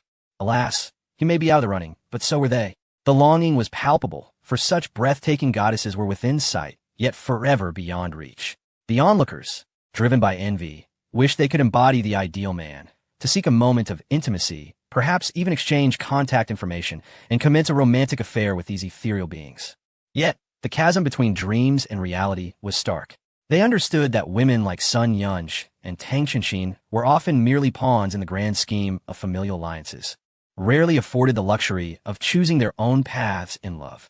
Their husbands would most likely be the legitimate heirs of other prestigious families, a calculated strategy to fortify the bonds of wealth and influence. As for the younger male relatives of the four families, the prospect of courting such goddesses was but a distant fantasy, a mere dream of a world where they could be with the likes of Miss Tang and Miss Sunday. With this realization, many among the collateral descendants of the four families couldn't help but feel a pang of despair. The exquisite goddesses stood before them, tantalizingly close, yet forever unattainable, akin to a sumptuous delicacy radiating irresistible aromas, yet entirely beyond their reach. However, such emotions did not linger for long before being deftly concealed. After all, The day's significance was exceedingly remarkable. Certain thoughts are best contemplated briefly. For to harbor a deep obsession that leads to public embarrassment on such a grand occasion would surely tarnish the family's reputation, resulting in severe repercussions. Today marks the centenary celebration of the Tang family, attended by a multitude of prominent figures from the capital. This grand event is indeed a rare spectacle, one that countless journalists from various media outlets yearn to cover. Regrettably, aside from select few authorized reporters permitted by the Tang family to capture the proceedings, the opportunity for interviews was entirely restricted. Even these photographers were meticulously vetted to prevent any information from leaking into the public domain. Nonetheless, some eager individuals resorted to their mobile phones, capturing images of notable occurrences and uploading them online. For instance, the recently unveiled extravagant teapot, adorned with thousands of gemstones, served as a perfect bait for garnering online admiration. Shortly thereafter, several trending topics emerged. Guinness World Record most expensive teapot in history experienced the luster of thousands of gems in one teapot. Can you believe one teapot is worth hundreds of houses? Shocking gift from mysterious tycoon turns out to be an exorbitant luxury. The internet was ablaze with speculation regarding the identity of the benefactor behind such a lavish gift, with countless theories swirling among the attendees. The most prevalent conjecture suggested that the gift originated from the Sun and Lin families, raising the question, was it mere coincidence that they arrived at this moment? Could it be that the opulent teapot was indeed their offering? It seemed quite plausible. Perhaps this was a concerted effort by both families to assert dominance over the Zhang family, unveiling a similarly styled, yet far more valuable gift. As this notion took root in the minds of the onlookers, clarity dawned. This extravagant present could very well be the handiwork of one of these affluent clans. Only such elite families possessed the means for such grand gestures. Moreover, recent whispers indicated discord between the Zhang family and the Sun and Lin families, which only added to the motive behind this act. It was evident that the guests in attendance were akin to titans of industry. No other party would dare to slight the Zhang family. Yet if the Sun and Lin families were indeed in cahoots, the entire scenario would fall into place seamlessly. Indeed, these families are relentless in their pursuits, with rumors suggesting they plan significant moves aimed at diminishing the influence of the Zhang and Tang families, potentially initiating a gradual acquisition of their assets. It appears the rumors hold considerable weight. Today, this incident may merely be a prelude to their grand designs. As the saying goes, flies do not buzz around an egg without cracks. Even if the rumors are not entirely accurate, their credibility must be acknowledged. I was initially skeptical, but following this incident, it seems the truth may indeed be lurking beneath the surface. How ruthless it is. Today marks the grandest occasion, with the most attendees gathered together. Undoubtedly, this is a rare event that occurs only once in several years. It seems deliberate to target the Zhang family on this very day, revealing an audacious ambition. One can only fear that a fierce conflict is bound to ensue. Do you think the Zhang family will simply let this go? It is hardly that simple. Having lost face, the Zhang family will undoubtedly seek to reclaim their honor, and what follows promises to be quite a spectacle. Yet, to everyone's astonishment, the heads of the Sun and Lin families slowly shook their heads, indicating that this gift was not from them. The Zhang family, however, remained skeptical. Several young members of the Zhang clan sneered, dismissing it as mere deceit.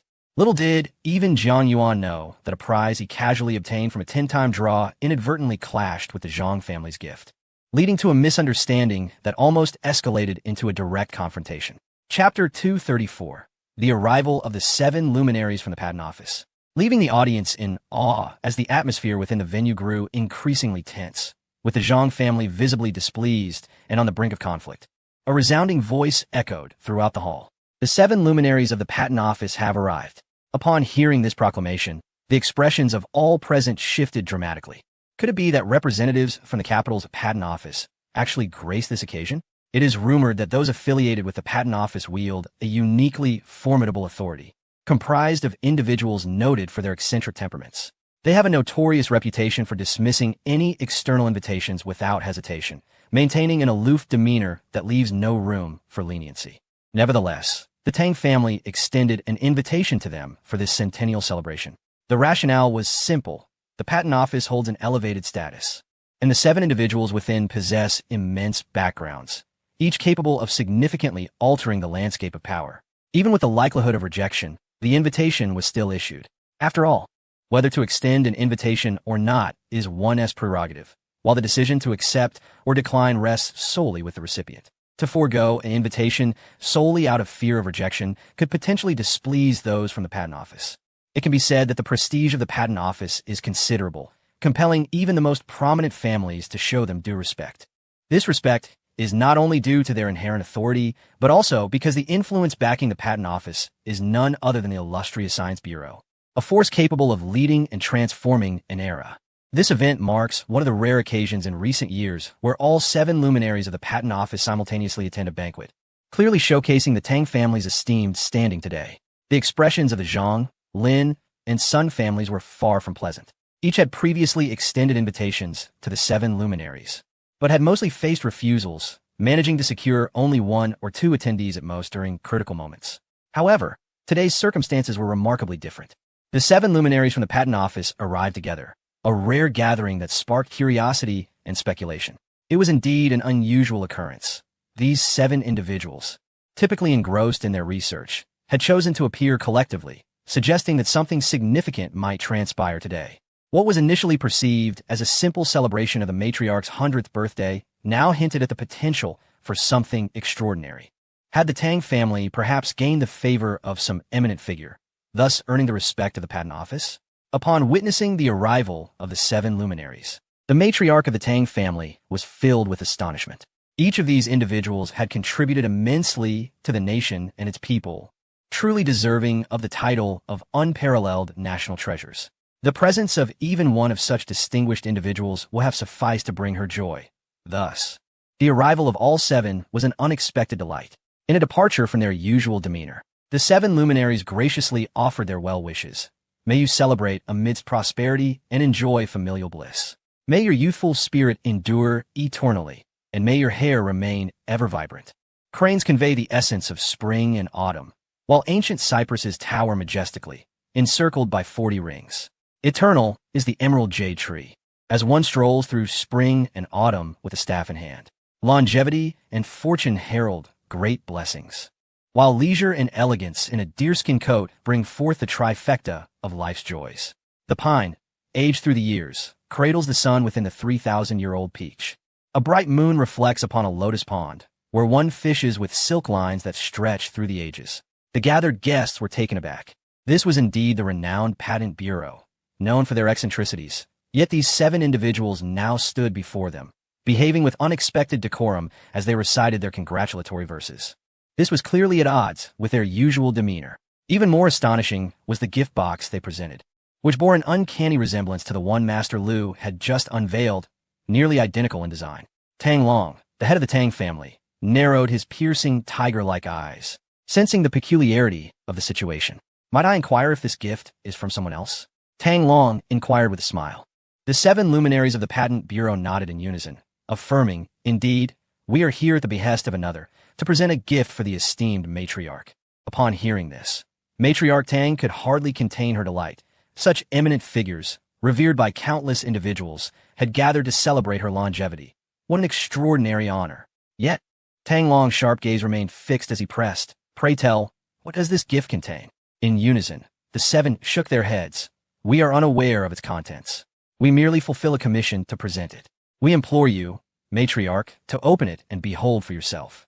Matriarch Tang promptly accepted the gift box and opened it, revealing an exquisitely crafted mural adorned with no fewer than 70 unique illustrations depicting the essence of daily life.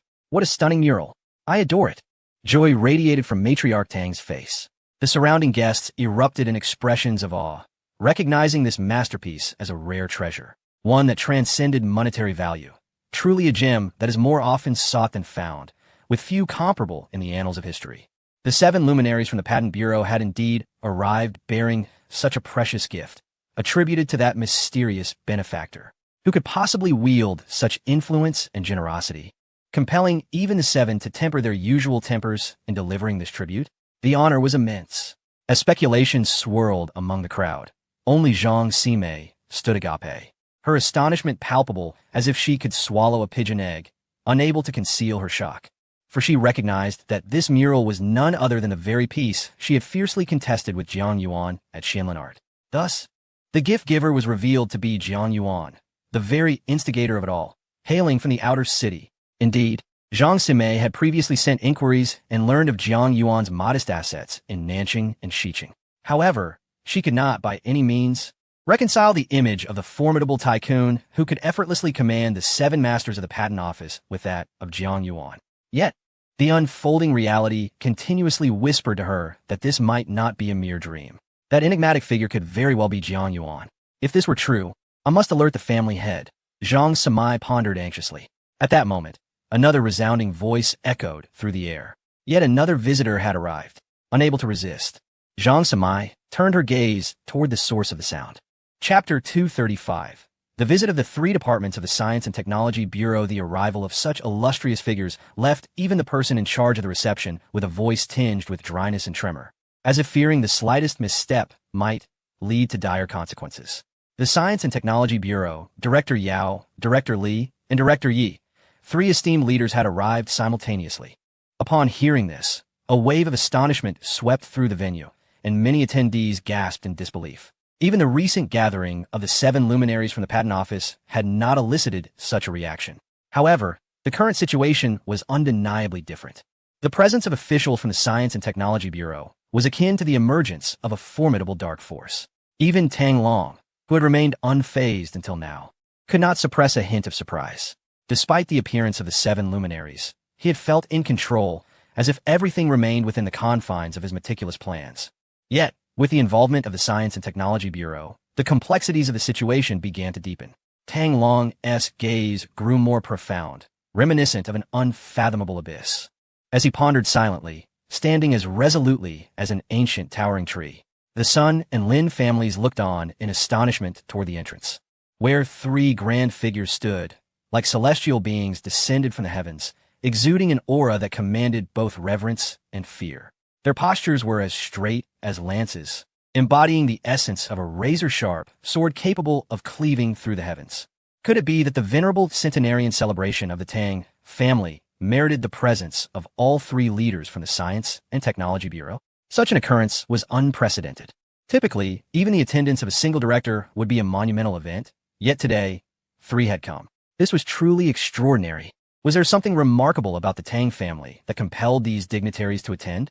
Tang Long was inscrutable. Could it be that the Tang family was on the verge of something earth-shattering? Yet, upon closer inspection, the director's gazes appeared somewhat peculiar. Their eyes were unusually sharp, suggesting their presence might not solely be due to the Tang family's affairs. If not for the Tang family, then for whom could it be? Among the 4 prominent families, only the Zhang family harbored a sense of secret delight. They speculated that the 3 directors might have come specifically due to the Zhang family's recent achievements. Not long ago, the Zhang family had invested 8 years and over 1,000 billion in resources to develop a groundbreaking new energy source, which had finally garnered the approval of the patent office. Initially, they had anticipated that this unprecedented patent would create a significant stir, potentially attracting the attention of the Science and Technology Bureau.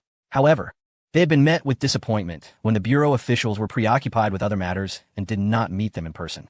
Yet today, with the arrival of the 3 esteemed directors, it seemed they had recognized the value of the Zhang family's energy patent, prompting their eager visit. Upon considering this, the Zhang family could not help but feel a sense of pride, as both the collateral and direct descendants of the Zhang clan exchanged glances with one another. The expressions of the 3 surrounding families were uniformly filled with shock and confusion.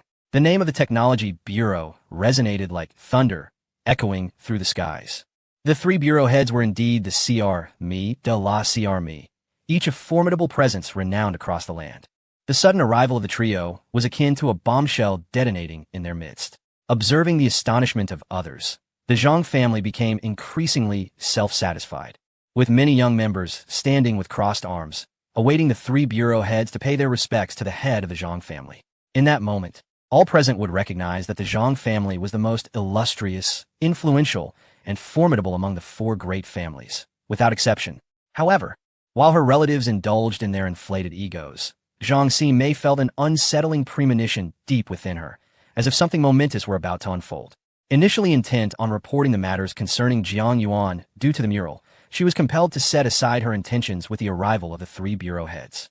Her instincts warned her that this situation was far from mere coincidence. Could it be that the 3 bureau heads had come due to Jiang Yuan? A somewhat frenzied thought surged within her, startling her with its audacity. No, that was impossible. Even if Jiang Yuan possessed the ability to summon the 7 luminaries of the Patent Office, it was inconceivable that he could draw the 3 heads of the Technology Bureau in person. Zhang Si-mei felt her mouth dry as she repeatedly reassured herself of the improbability. Her gaze remained fixed on the 3 bureau heads, awaiting their purpose and intentions. Not only she, but all guests in the seaside venue had their attention riveted on the trio of bureau heads. Those who had initially prepared to take photos hesitated, daunted by the prospect of capturing images of such eminent figures. They might have snapped pictures of luxury items without a second thought, even if they trended online. But to recklessly photograph the 3 distinguished leaders without permission would be tantamount to courting disaster. Even 10 lives would not suffice for the consequences they'd face. The 3 bureau heads walked in unison toward the main venue. Some of the younger Zhang family members, unable to contain their excitement, joyously clustered together, eager to greet them. The head of the Zhang family chuckled wryly, recognizing that these children, encountering such prominent figures for the first time, were simply overwhelmed by curiosity. However, he did not intervene. Instead, he chose to allow them their freedom, having long awaited this moment. After 8 long years and countless investments amounting to billions, the time and resources expended had been immense, and the culmination of their patience was finally set to bear fruit. Yet, as the Zhang family approached, somewhat oblivious to the unfolding drama, the 3 bureau heads bypassed them entirely and made a beeline for the venerable matriarch, Tang Laojun. The head of the Zhang family felt his breath catch, his expression one of bewilderment and uncertainty. The Zhang family found themselves collectively ensnared in an awkward predicament, overwhelmed by a sense of inexplicable and fervent resentment. How could it be that the 3 prominent directors from the Bureau of Technology had not come on account of their own family? What was truly unfolding here? Was it not due to the patent of the Zhang family that they had arrived? How could this be possible? After dedicating 8 years and an incalculable amount of financial and human resources to achieve this, it appeared that their efforts had not even captured the attention of these officials. If their visit was not for their benefit, then for what purpose could it be? Tang Long, with a profound gaze and an air of courtesy, inquired, "It is an honor to welcome you 3 distinguished guests." Director Yi, with a slight smile, replied, "Master Tang is overly courteous. Today marks the birthday of the matriarch, and we have come at the behest of others to present our gifts." At the mention of being sent by another, the surrounding guests were struck as if by lightning, astonished to learn the true intent behind the visit of these 3 high-ranking officials. Who could possibly wield such influence that even these esteemed directors would come in person to offer their gifts? The power of this enigmatic individual seemed exceedingly formidable indeed. Chapter 236. A rare vintage wine. The attendees were engulfed in profound astonishment, their eyes nearly bulging with disbelief. The 3 directors of the Science and Technology Bureau held such esteemed positions that even international leaders might not warrant their personal presence. Yet today, at the behest of a mysterious benefactor, they had come to extend their congratulations to the matriarch on her birthday. Such an occurrence was utterly unfathomable. It could only be attributed to the overwhelming stature of the enigmatic figure behind this event. After all, given the Bureau's formidable power and influence, it was hard to conceive of anyone capable of commanding their attendance. Tang Long appeared remarkably composed, revealing not a hint of disarray in his demeanor. "Pray tell, who has come bearing gifts?" he inquired with a subtle smile. To his surprise, the 3 directors did not engage in cryptic banter akin to Master Lu and the 7 masters of the Patent Office. However, they refrained from divulging a name outright, instead casting a suggestive glance toward Tang Qinshin. "Our gift will be understood by Miss Tang." Upon her recognition, Director Yi remarked nonchalantly. Tang Qinshin, taken aback, stammered, "Me? How could that person possibly be related to me?" Her mind was awash with confusion, unable to fathom how an individual capable of eliciting such a response from the 3 directors could have any connection to her. Tang Long replied calmly, "Is that so? Then, Qinshin, why not open the gift on my behalf?" The elderly matriarch, beaming with joy, added, "Indeed, Qinshin, do open it and see." She was elated, never having anticipated that so many distinguished figures would grace her centenary celebration, filling her heart with pride. After a brief moment of hesitation, Tang Qinshin acquiesced and accepted the ornate gift box from Director Yi. This box bore a distinct appearance compared to the previous 2. Its hue was deeper, no longer the commonplace gold or rose gold, but rather a shade reminiscent of darkened gold. It was evident that the contents of this box were of a substantially greater value. As the mystery was set to be unveiled, Tang Qinshin's heart raced with anticipation. Who could it be? Why did they say I would know upon seeing? A nervous thrill coursed through her, mingled with an inexplicable hope. Could it possibly be connected to Jiang Yuan? She dared not cling too tightly to this flicker of hope, fearing it might transform into disillusionment, ultimately leading to despair. After all, she believed that Jiang Yuan lacked the capacity to summon such high-ranking officials. Yet, as she finally unwrapped the gift box, her pupils dilated in shock, her face betraying an intense incredulity. "It's him. It truly is him," she exclaimed, her features illuminating with overwhelming joy and profound emotion. "My beloved ultimately is the one who comes to rescue me." Which girl has not dreamed of being saved by a figure riding on a rainbow cloud? In this moment, the dream has materialized, rendering Tang Qinshin nearly speechless with emotion. Meanwhile, Tang Long's expression darkens slightly as he casts his gaze toward the gift box, eager to discern what could provoke such an uncharacteristic display from his daughter. Many others share his curiosity. Indeed, nearly all the guests lean forward, straining their necks to glimpse the contents of the gift box. After all, this gift was brought forth by the three prominent figures of the Science and Technology Bureau.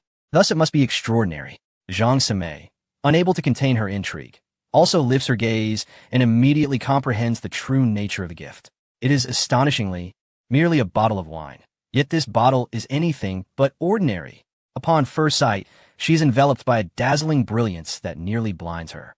This radiance emanates partly from the bottle itself, crafted from exquisite pure crystal, resplendent and eye-catching. More captivating still, the bottle is adorned with 2 gold bars, a multitude of diamonds, and numerous rubies. As the guests take in the entirety of the bottle, a collective gasp reverberates throughout the hall. Countless attendees exclaim in awe. With such a wealth of diamonds, rubies, and the finest pure crystal, could this truly be a bottle of whiskey? Indeed, it must be the legendary Islay whiskey, rumored to be encrusted with 500 diamonds and 300 rubies, closely resembling this very bottle. It is no wonder that this esteemed liquor is personally bestowed by the 3 directors of the Science and Technology Bureau. Such a rarity must surely be unparalleled in the world. What extravagance! Who possesses such audacity? And why this deliberate gift of wine? Surely it is not merely to please the elderly matriarch. Consider this. The previous 2 gifts were clearly intended for the centenarian, yet the third is a mere bottle of wine. It is well known that Miss Tang has a passion for fine wines. Could it be that this mysterious benefactor sought to bring her joy? Might this person's identity be related to the recent buzz surrounding Jiang Yuan? Rumors suggest a close connection between him and Miss Tang. Perhaps these whispers hold more than a kernel of truth. Tang Qinshin covers her mouth, tears cascading down her cheeks. During their time in the wine collection room, Jiang Yuan had jestingly informed her of his possession of a bottle of Islay whiskey. She had dismissed it as mere banter, not taking it seriously. Yet, unexpectedly, in her most vulnerable hour, it is Jiang Yuan, appearing like a celestial being, who presents these remarkable gifts to extricate her from her predicament. At that moment, a voice cries out from the crowd, announcing the arrival of someone. The guests, upon hearing this, hastily turned their attention to the entrance. Before them stood a strikingly handsome youth, exuding charm and grace, a smile adorning his lips. Zhang Simei exclaimed in astonishment, "Jiang Yuan, it truly is him." Meanwhile, Tang Long's expression darkened slightly. Chapter 237.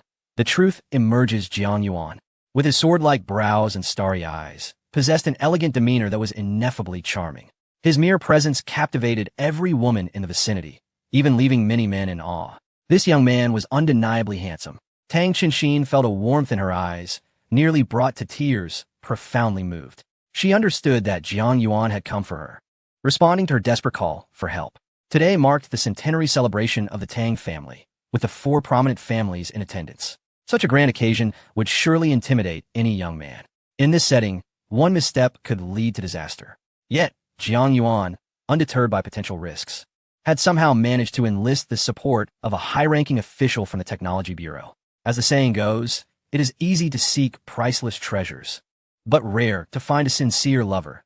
This genuine devotion undeniably drew the admiration of all women present. Miss Tang, her body stirred with emotion, yearned to rush into Jiang Yuan's embrace.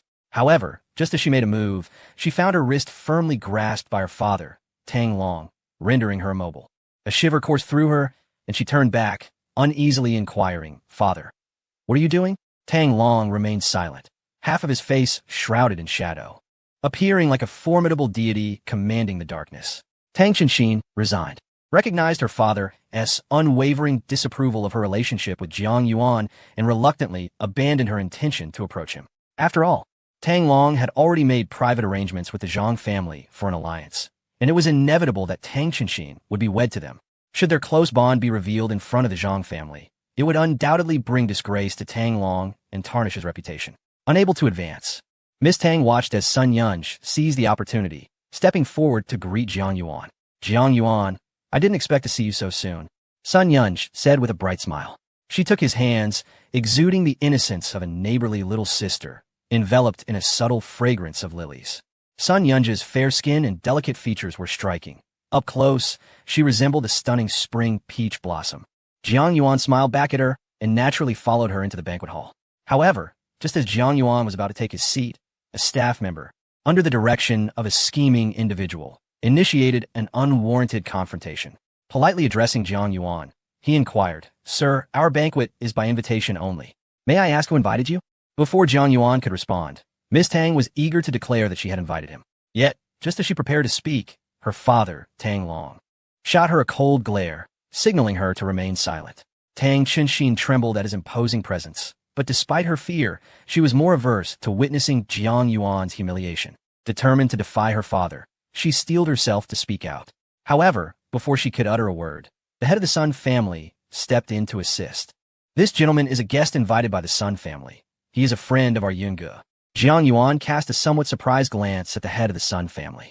Though he did not know him personally, the willingness to come to his aid was a clear gesture of goodwill, a signal of a desire for companionship. The man appeared to be in his 40s, slightly portly in stature, with an endearing countenance. However, his large, bright eyes conveyed a sense of reliability. Jiang Yuan felt a warmth in his hand, only to realize that Sun Yunge had, unbeknownst to him, placed her small hand atop his. Her eyes sparkled with joy, clearly delighted by his presence. Perhaps this was why the head of the Sun family was inclined to assist him. The Sun and Lin families have always been closely intertwined, sharing in each other's fortunes. Seeing Jiang Yuan as a favored guest of the Sun family, the head of the Lin family naturally adopted a friendly demeanor towards him as well. Both family heads warmly ushered Jiang Yuan to a seat, thoughtfully assigning him a commendable position, which could be construed as a significant act of kindness towards him. Among the Zhang family, particularly the petty Zhang Jinghua, upon seeing Jiang Yuan, felt an itch to find an opportunity to humiliate him, to cause him to lose face. Yet, Zhang Ximei felt a pang of bitterness. She alone in the Zhang family understood that Jiang Yuan was not someone to be trifled with. She cast a brief glance at the three directors from the Technology Bureau. As expected, once Jiang Yuan made his entrance and took his seat, they naturally raised their glasses and stood up. This included the 7 masters of the Patent Bureau, as well as Master Lu, all of whom stood with glasses in hand. The surrounding guests, taken aback by their sudden actions, were left in a state of confusion, clearly unaware of what was transpiring. Were they preparing to toast the esteemed matriarch, Lady Tang? But it wasn't tea yet that moment. What could this mean? Had the mysterious benefactor who commissioned them to present gifts made an appearance? The alignment of direction among these several prominent figures was unmistakable. Indeed, there must be a significant personage concealed within our gathering, under the watchful gaze of the crowd. The esteemed dignitaries, revered and adored by many, approached Jiang Yuan's table one by one. They then respectfully offered individual toasts to Jiang Yuan as a gesture of goodwill. Master Lu jovially remarked, "Young friend Jiang Yuan, I hope you've been well. The gift you entrusted to me has already been delivered." The 7 masters of the Patent Bureau similarly expressed their respect, stating, "Jiang Yuan, everything you entrusted us with has been completed without error." Although the directors from the Technology Bureau did not exhibit any overt flattery, they honored him with a toast of equal standing. "The gift you entrusted to us has been presented." Sun Yunge, who had been pouring wine for Jiang Yuan, found herself momentarily bewildered and at a loss as these esteemed figures lined up to toast him. Each of them was a prominent figure in their own right, yet here they were, gathering at Jiang Yuan's table to share in merriment, which was indeed astonishing. Even someone as worldly as Sun Yunj had never encountered such a scene. Her hand trembled involuntarily, causing a glass of wine to spill onto the table, creating a delicate splash. Not only Sun Yunj, but the reactions of others were even more pronounced. A dozen influential figures raised their glasses in a toast to Jiang Yuan, simultaneously uttering any phrases they had already prepared. This spectacle left the heads of the four prominent families utterly astonished. The unexpected arrival of Jiang Yuan had not led them to associate the enigmatic benefactor, who had sent gifts through intermediaries, with him. At best, they considered him merely a passerby with some connection to Sun Yunch. However, the current circumstances pointed unmistakably towards one conclusion. The truth began to surface gradually. Jiang Yuan might very well be the mysterious magnate behind the gifts. Even the steadfast and inscrutable Tang Long felt his pupils constrict slightly, struggling to comprehend the astonishing revelation. Chapter 238. The Zhang family was almost fainted. Jiang Yuan remained composed, effortlessly downing the drinks offered by the esteemed guests. His capacity for alcohol had been honed to an impressive degree. Having consumed several glasses in succession, his complexion remained unflushed, exuding an air of tranquility. However, the crowd was not particularly concerned with his drinking prowess, but rather filled with immense curiosity regarding Jiang Yuan's identity. This charming young man was, astonishingly, the enigmatic benefactor behind the gifts bestowed by none other than Master Lu, a figure of paramount importance within the Third Bureau. Who was he to possess such formidable influence? Could it be that he was also a reclusive national hero? It seemed implausible. How could someone evidently in their early 20s wield such power and command such respect? The fact that Master Lu, the Seven Patents, and the Third Bureau all raised their glasses to him simultaneously was nothing short of astonishing. Amidst the collective uncertainty, the heads of the Sun and Lin families found themselves secretly rejoicing. Earlier, the patriarch of the Sun family had merely acknowledged the cordial relationship between Sun Yunch and Jiang Yuan, offering a small favor in support of Jiang Yuan. Little did he anticipate that Jiang Yuan was the very mysterious benefactor he had just aided, and with such vast influence. It was as if fortune had smiled upon him, serendipitously leading to a fortuitous encounter. While the matter might appear trivial, it marked an exceptionally auspicious beginning. Establishing a connection with someone of Jiang Yuan's caliber and leaving a favorable impression was indeed a delightful prospect. The head of the Lin family shared in this unbridled joy. Initially, his intentions were merely to foster goodwill with the Sun family by treating Jiang Yuan with a modicum of courtesy and providing him with a commendable seat. However, he had unwittingly stumbled upon a treasure, extending goodwill to a top-tier figure without even realizing it, which undoubtedly showcased his sincerity. The heads of the Sun and Lin families felt as though they had savored honey, their hearts brimming with delight. In stark contrast, the members of the Zhang family were somewhat discontented. They clearly observed that the illustrious Seven Patents and the Third Bureau, who had previously disregarded them, were now treating Jiang Yuan as an equal. This stark psychological disparity left the esteemed Zhang family feeling rather diminished. Even more irksome was the sight of Miss Tang, who was originally promised in marriage to the Zhang family, gazing at Jiang Yuan with unmistakable affection. What could this mean? Was it not excessive? The betrothed of their family was openly expressing such feelings toward a stranger, especially one who had just caused them to lose face. Such a situation undoubtedly challenged the pride of the Zhang family. Zhang Jinghua seized the opportunity, sensing the moment was ripe, and quietly approached the head of the Zhang family. He maliciously slandered, "Master of the house, this Jiang Yuan is no good. I was once infatuated with Miss Sun Yunch of the Sun family, but she not only looks down on everything, but also brazenly snatched away my love. Moreover, she has the audacity to claim that she holds our Zhang family in utter contempt. Such a scoundrel is simply intolerable." Zhang Jinghua, naturally adept at reading the room, knew well that the head of his family had a notoriously volatile temperament and cherished his pride. As expected, after Zhang Jinghua twisted the facts, the head of the Zhang family immediately erupted in anger, nostrils flaring with heated breath, his eyes narrowing slightly. "Is this true?" The head of the Zhang family sneered. "This brat truly thinks himself above others. I must inquire further into his capabilities." Nearby, Zhang Ximei felt a bitter pang in her heart, but was powerless to intervene. Though she recognized Zhang Jinghua's blatant instigation of discord, once words were spoken, there was no turning back. Zhang Ximei silently prayed that Jiang Yuan merely held a special status without any substantial power or influence. Otherwise, the Zhang family might suffer irreparable damage. All she could do was watch helplessly as the head of the Zhang family lifted a cup of wine and approached Jiang Yuan's table, his gaze clearly harboring ill intentions. Jiang Yuan cast a slight glance, fully aware that this visitor bore no goodwill. Nonetheless, he maintained his composure and gracefully accepted a drink. After toasting, the head of the Zhang family remarked with a smile, "This young friend truly has a boundless future to gather so many notable figures. Pray, who might you be?" Jiang Yuan merely smiled faintly, opting for silence. The surrounding dignitaries, seeing his reticence, wisely chose not to speak, enveloping the atmosphere in a subtle tension that rendered the head of the Zhang family somewhat uncomfortable. Fortunately, a refined and handsome young man slowly emerged from the Zhang family. The very individual Jiang Yuan had caught a fleeting glimpse of at the patent office. This must be someone who has made contributions in the realm of patents.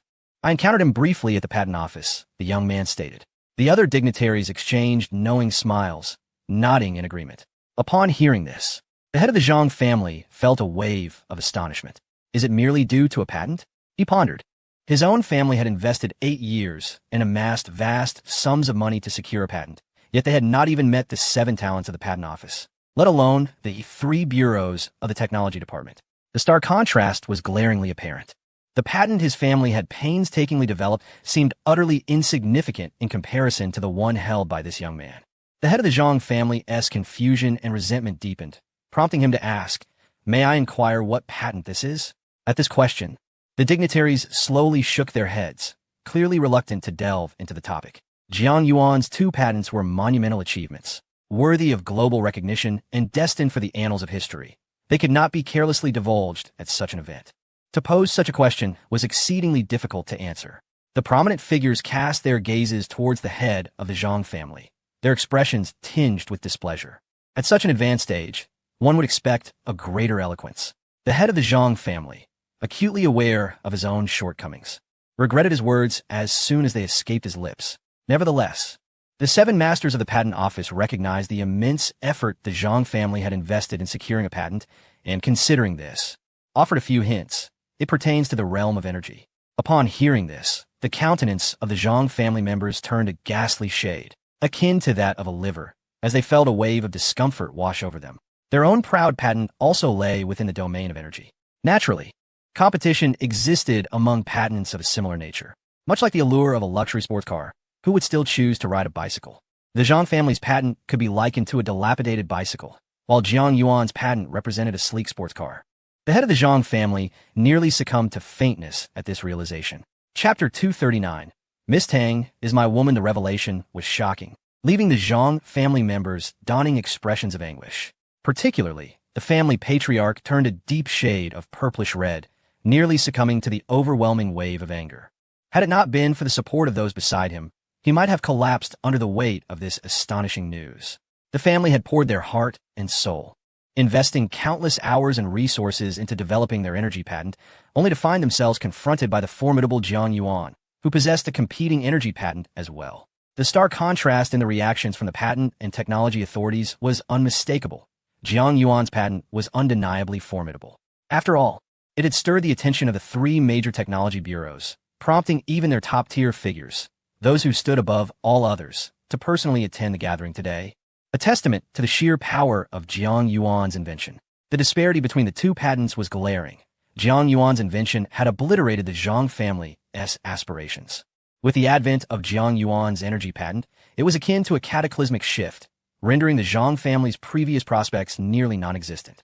Their once proud ascent was now brutally severed by Jiang Yuan, leaving the members feeling as though they had swallowed something bitter. The collision was not the issue. It was the embarrassment of weakness that stung the Zhang family. Their glares towards Jiang Yuan were filled with jealousy, anger, and an indescribable sense of humiliation. It felt as though this Jiang was their nemesis, deliberately casting them into disrepute. The earlier gift he had presented had already struck a chord, and now this unforeseen confrontation loomed larger than life. Moreover, they could not help but notice Miss Tang's gaze towards him, brimming with affection and attachment. The head of the Tang family had clearly conferred with their patriarch, promising to unite Miss Tang with their family. What, then, was the current state of affairs? Was this man audaciously attempting to usurp their claim, leading the Tang family patriarch to betray their agreement? The murmurs among the Zhang family were not discreet. Perhaps they had not even intended to lower their voices, aiming instead to ensure Jiang Yuan, the Tang family patriarch, and the assembled guests could hear their discontent. Jiang Yuan, with an air of composure, took a sip of red wine, casting a casual glance at the whispering Zhang family members. His gaze was calm, reminiscent of a serene autumn lake, only disturbed by the occasional gentle breeze. However, upon meeting Jiang Yuan's eyes, the previously boisterous Zhang family members felt a chilling dread wash over them, an icy shiver cascading down their spines, causing their voices to diminish to mere whispers. This was the weight of Jiang Yuan's presence. His gaze was like lightning, dispelling their bravado. Jiang Yuan smiled faintly, and the attendant beside him bowed to refill his glass once more. However, the words of those earlier had firmly landed in Tang Long's ears. Although today marked the centenary celebration of the Tang family, he had initially planned to announce the union between the Zhang and Tang families, intending for Tang Qinxin to marry into the Zhang clan. Yet, despite all his calculations, he had not foreseen the sudden emergence of Jiang Yuan. Tang Long had considered the possibility that Jiang Yuan might recklessly come forward, but he never anticipated that those accompanying him would possess such formidable statuses, each more prestigious than the last. First, there was the internationally renowned medical expert, Master Lu, followed by the 7 talents of the Patent Office. And even representatives from the 3rd Bureau of the Technology Department had personally arrived. This unforeseen gathering compelled Tang Long to temporarily shelve his meticulously prepared plans. After all, everyone had heard about the recent events involving Jiang Yuan and Tang Qinxin. Should he announce the union between the Zhang and Tang families now, Jiang Yuan would undoubtedly retaliate. Moreover, the illustrious figures accompanying him would not remain passive either. Such a scenario would thrust the Tang family into a most awkward predicament. However, if Jiang Yuan were to proactively court Qinxin, the Zhang family would certainly oppose it. Tang Long furrowed his brow. If I acquiesce, it would be an act of betrayal. Yet if I refuse, I would incite the displeasure of these esteemed individuals. Indeed, Jiang Yuan has posed a significant dilemma. As the head of the Tang family, Tang Long had always navigated life with an air of authority, his words and actions commanding unyielding respect. Decisions made by him were never open to debate, characterized by an overwhelming dominance. Yet today, Jiang Yuan had presented him with a challenge that left him in a state of indecision, a truly rare occurrence. As expected, after downing a 3rd glass of wine, Jiang Yuan slowly rose to his feet. All eyes in the gathering were drawn to him, as if he were enveloped in a radiant spotlight. His presence was undeniably striking, particularly with such a multitude of prominent figures assembled, an extraordinary sight indeed, rare in recent years. With a glass in hand, Jiang Yuan strolled leisurely towards Tang Qinxin, as if taking a casual walk in his own abode. Upon reaching Miss Tang, he extended his glass towards her. Then, under the watchful and furious gazes of the Zhang family members, Jiang Yuan wrapped his arms around her. Tang Long's eyes turned icy. Jiang Yuan was truly a reckless individual. Although he had anticipated such an action, he had not expected Jiang Yuan to be so forthright, employing a method so straightforward and domineering. Had the roles been reversed, it was likely that someone as assertive as Tang Long would have acted in a similarly bold manner. Witnessing Jiang Yuan embrace Miss Tang, the Zhang family members were nearly driven to the brink of fury. This gesture signified Jiang Yuan's public declaration of ownership, proclaiming that Miss Tang was his woman. Yet, paradoxically, Tang Qinxin had already tacitly accepted her fate of marrying into the Zhang family. With the addition of both old grievances and newly ignited enmities, the Zhang family's powder keg was set ablaze. Oh dear, this situation has escalated dramatically. The Zhang family was thrown into chaos. This Jiang Yuan is utterly unrestrained. His actions are a blatant affront to our esteemed Zhang family. Though he possesses considerable strength, he remains but one individual, while the Zhang family stands as a prominent and venerable clan in the capital. How can we tolerate his audacity? He may believe that the backing of influential figures from the Technology Bureau grants him impunity, but this is sheer folly. While we, the Zhang family, have shown deference to these eminent personages, he has repeatedly provoked us, even attempting to usurp the brides of our family. Chapter 240.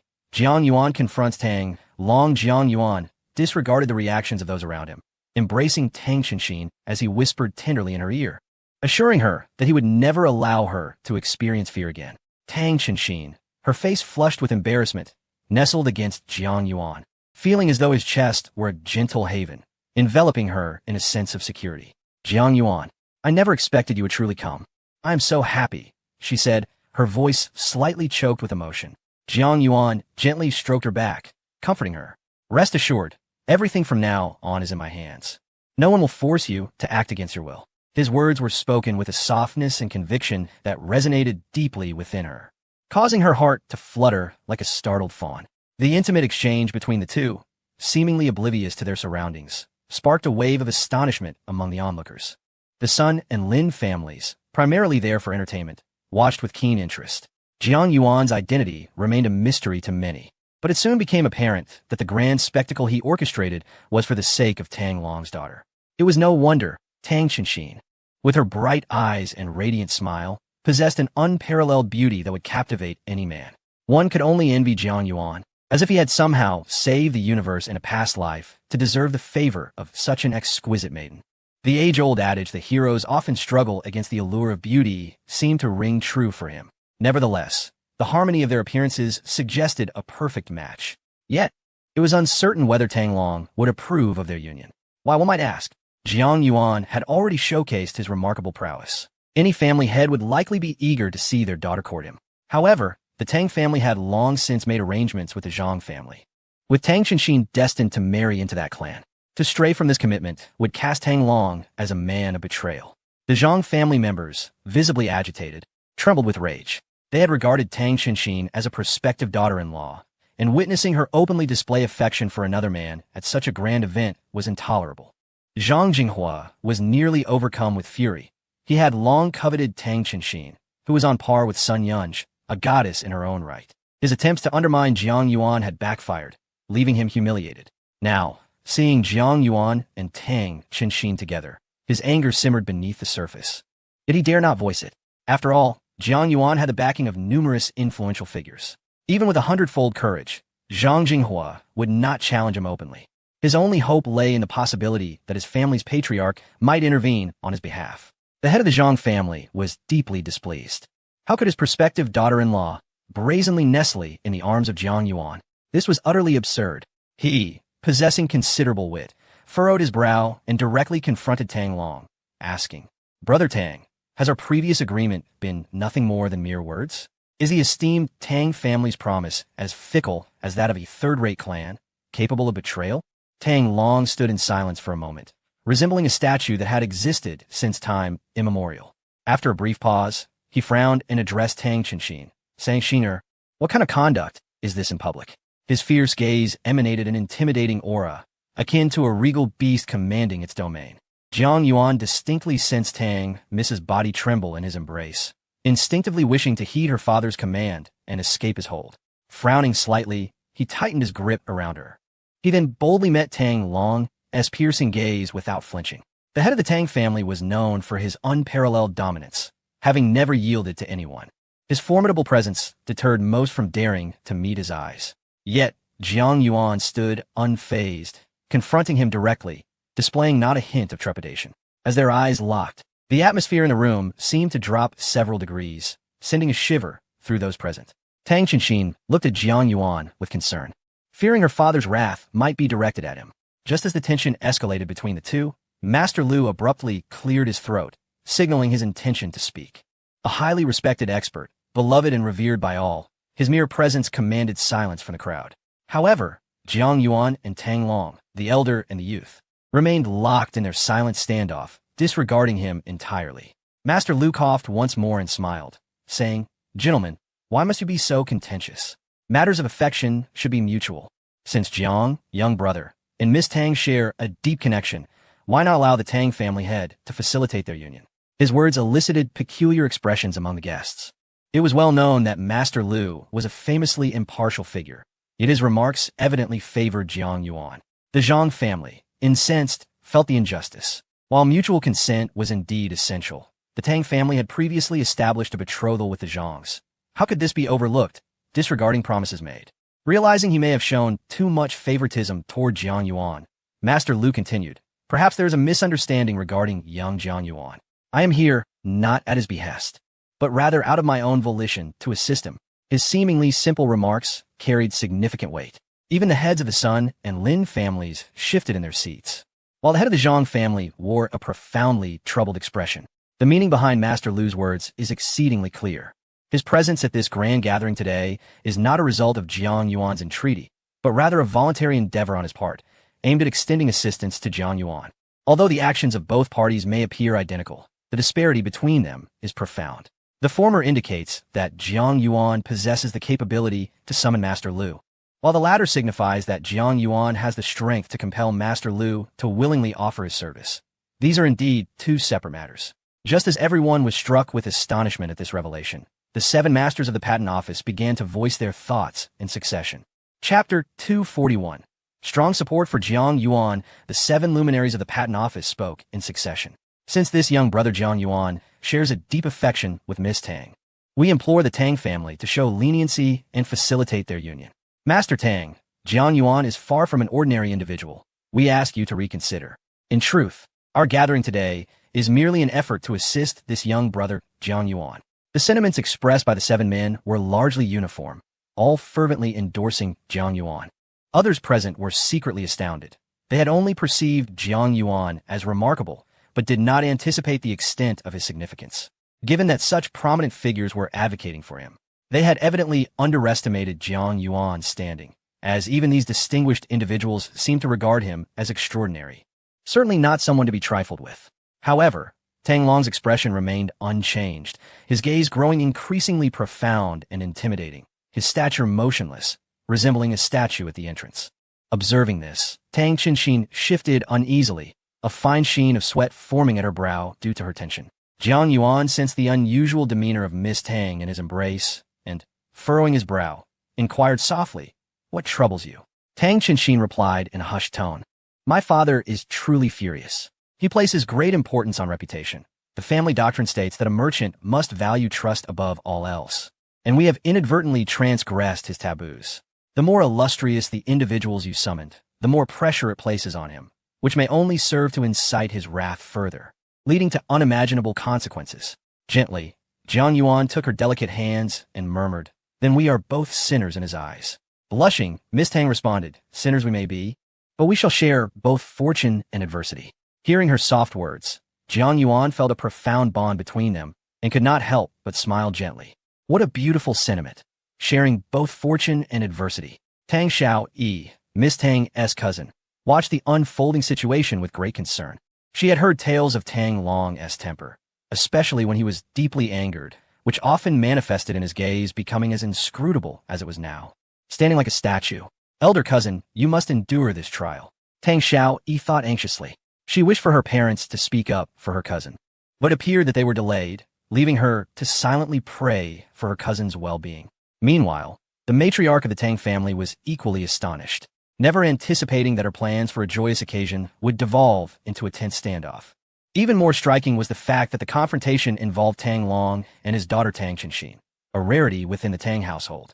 The head of the Zhang family was also deeply displeased. The alliance between their families was already a foregone conclusion. Attending the Tang family centenary celebration was intended to solidify their union, but unexpectedly, Jiang Yuan had emerged and disrupted everything, rendering their efforts futile. The Zhang family not only faced public humiliation, but also risked losing face entirely, having allowed their daughter-in-law to be so brazenly taken away. How could they possibly maintain their dignity in the outside world after such an affront? I fear that once this matter succeeds, it will become the subject of countless discussions over tea and meals, and the Zhang family will be reduced to a mere laughingstock. The head of the Zhang family declared with a stern voice, "A man's word is his bond. Do you, Tang Long, intend to go back on your promise in person? Should that be the case, do not blame the Zhang family for their lack of compassion." This was no longer a gentle admonition, but rather a final ultimatum, a blatant threat. The century-old reputation of the Zhang family must not be jeopardized by the actions of this current head. Tang Long's expression turned icy, and he had already made up his mind. He was about to voice his thoughts. However, at that moment, the 3 directors from the Technology Bureau also spoke up. Instead of directly aiding Jiang Yuan, they proposed a suggestion. "Why don't we hold an impromptu meeting? The heads of the Zhang and Tang families can converse with us 3. Perhaps we possess the information you seek." Upon hearing this proposal, despite his inner reluctance, the head of the Zhang family realized the matter was already set in stone, and no amount of persuasion would change it. Yet, he dared not openly contradict the suggestion of the 3 directors, ultimately nodding in agreement for a private meeting. After all, the stature of the 3 directors warranted at least a modicum of respect. Tang Long's sentiments mirrored those of the head of the Zhang family.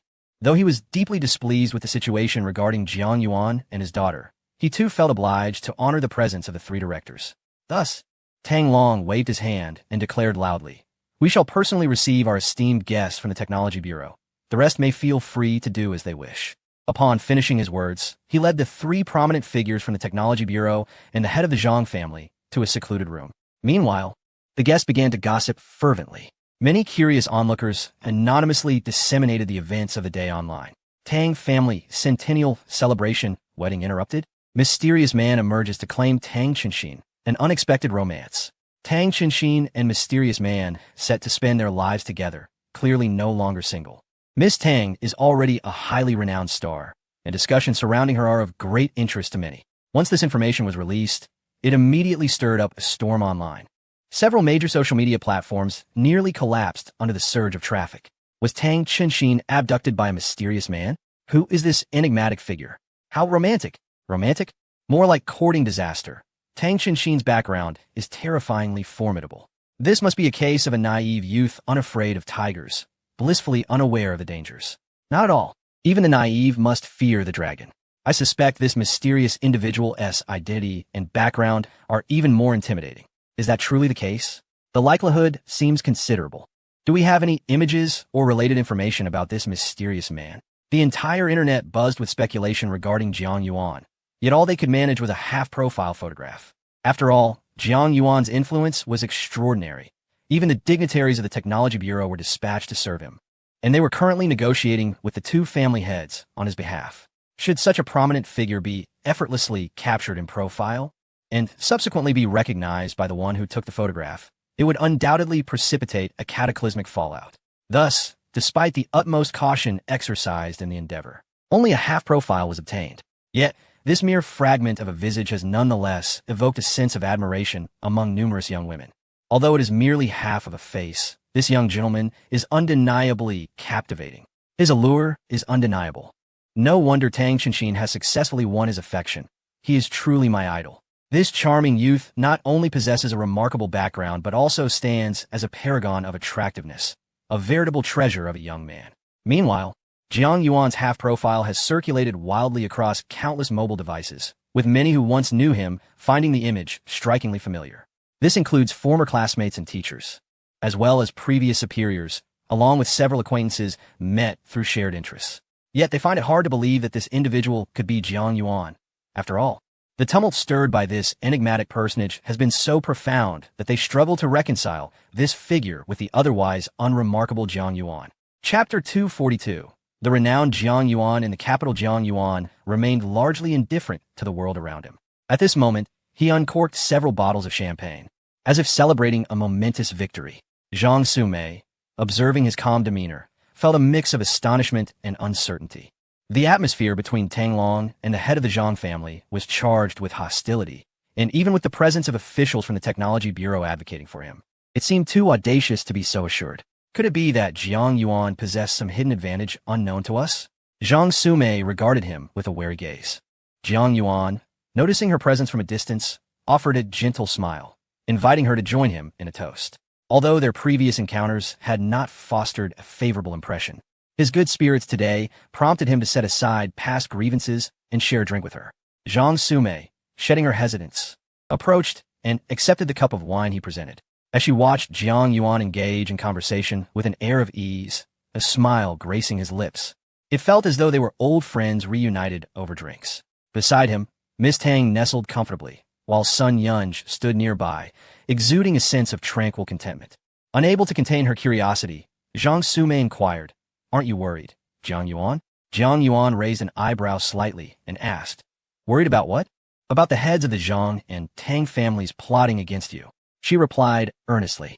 Jiang Yuan took a sip of his wine and laughed heartily. "Is there any use in worrying? If there were, I would be consumed by endless concern. If not, why should I fret?" Zhang Sumei was momentarily taken aback. She had never encountered anyone with such a carefree attitude before, and she began to speak.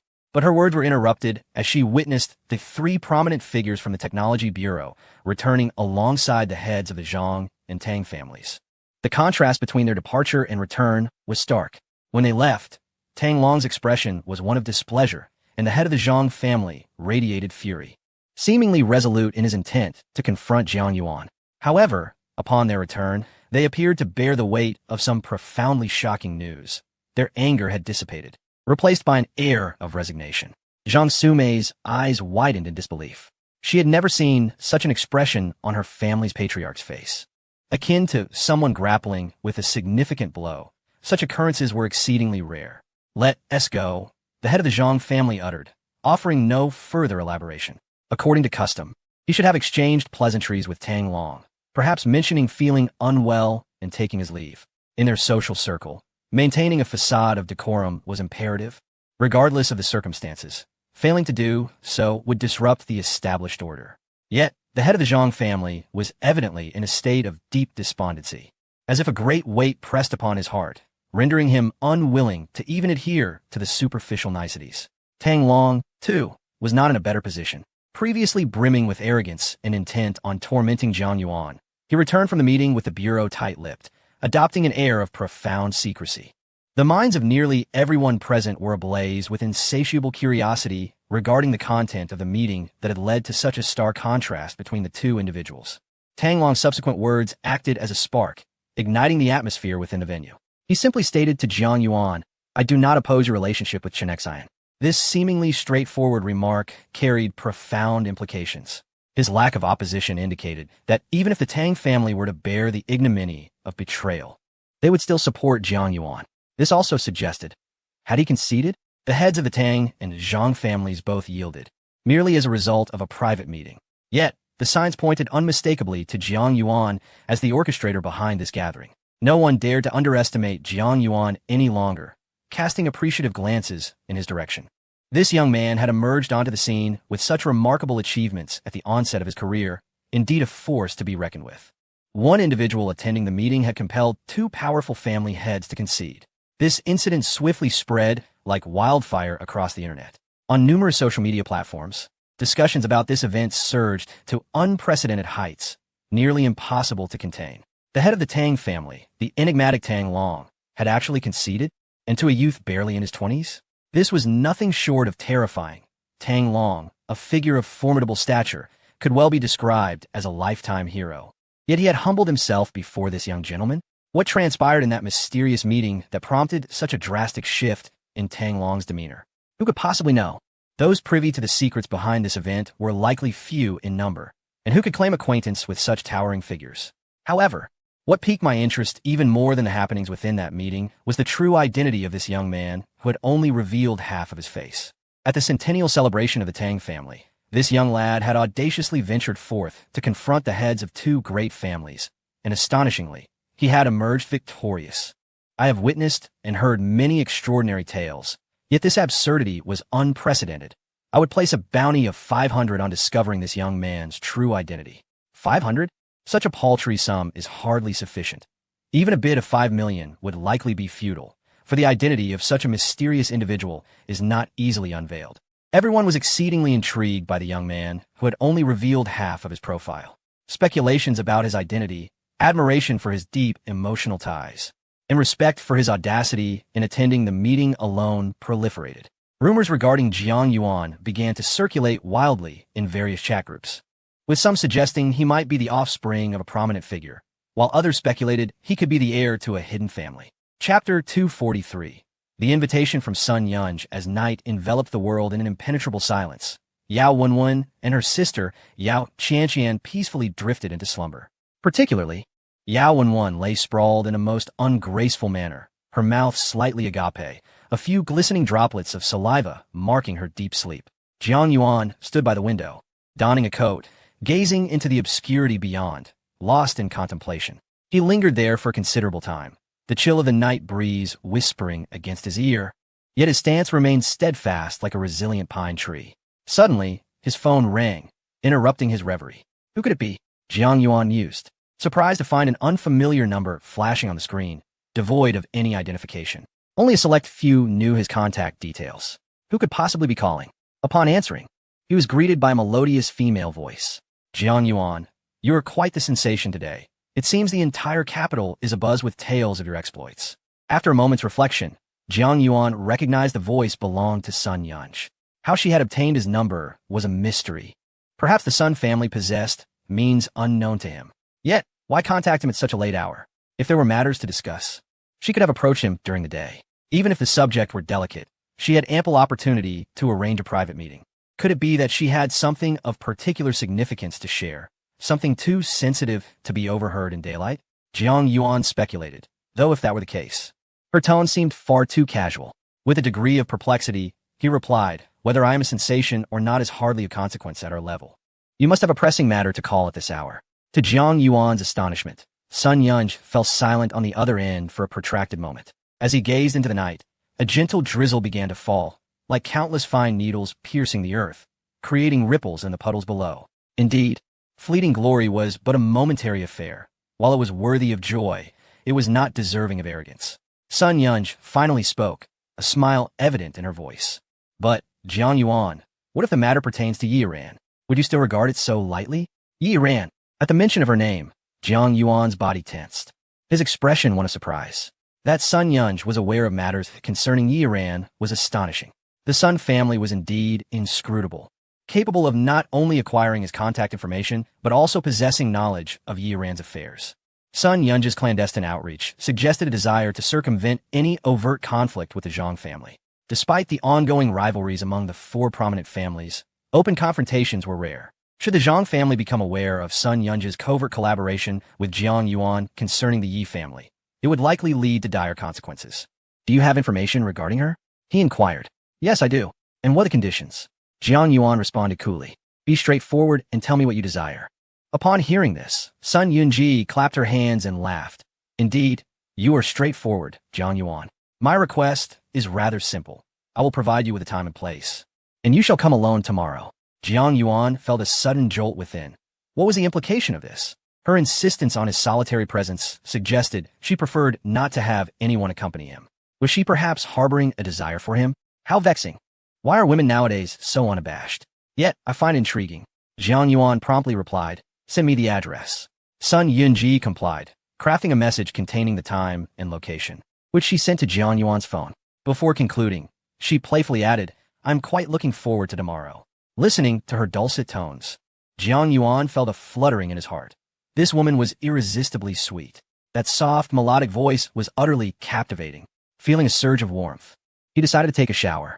He gathered a change of clothes and headed straight to the bathroom. Meanwhile, a message pinged on his phone. "See you tomorrow at 9:30 a.m., 103 Jingxing Avenue." The following day at 9:20 a.m., Jiang Yuan deliberately donned a more understated outfit to avoid overwhelming Sun Yunji. Upon his arrival, he found that she had already been waiting for quite some time.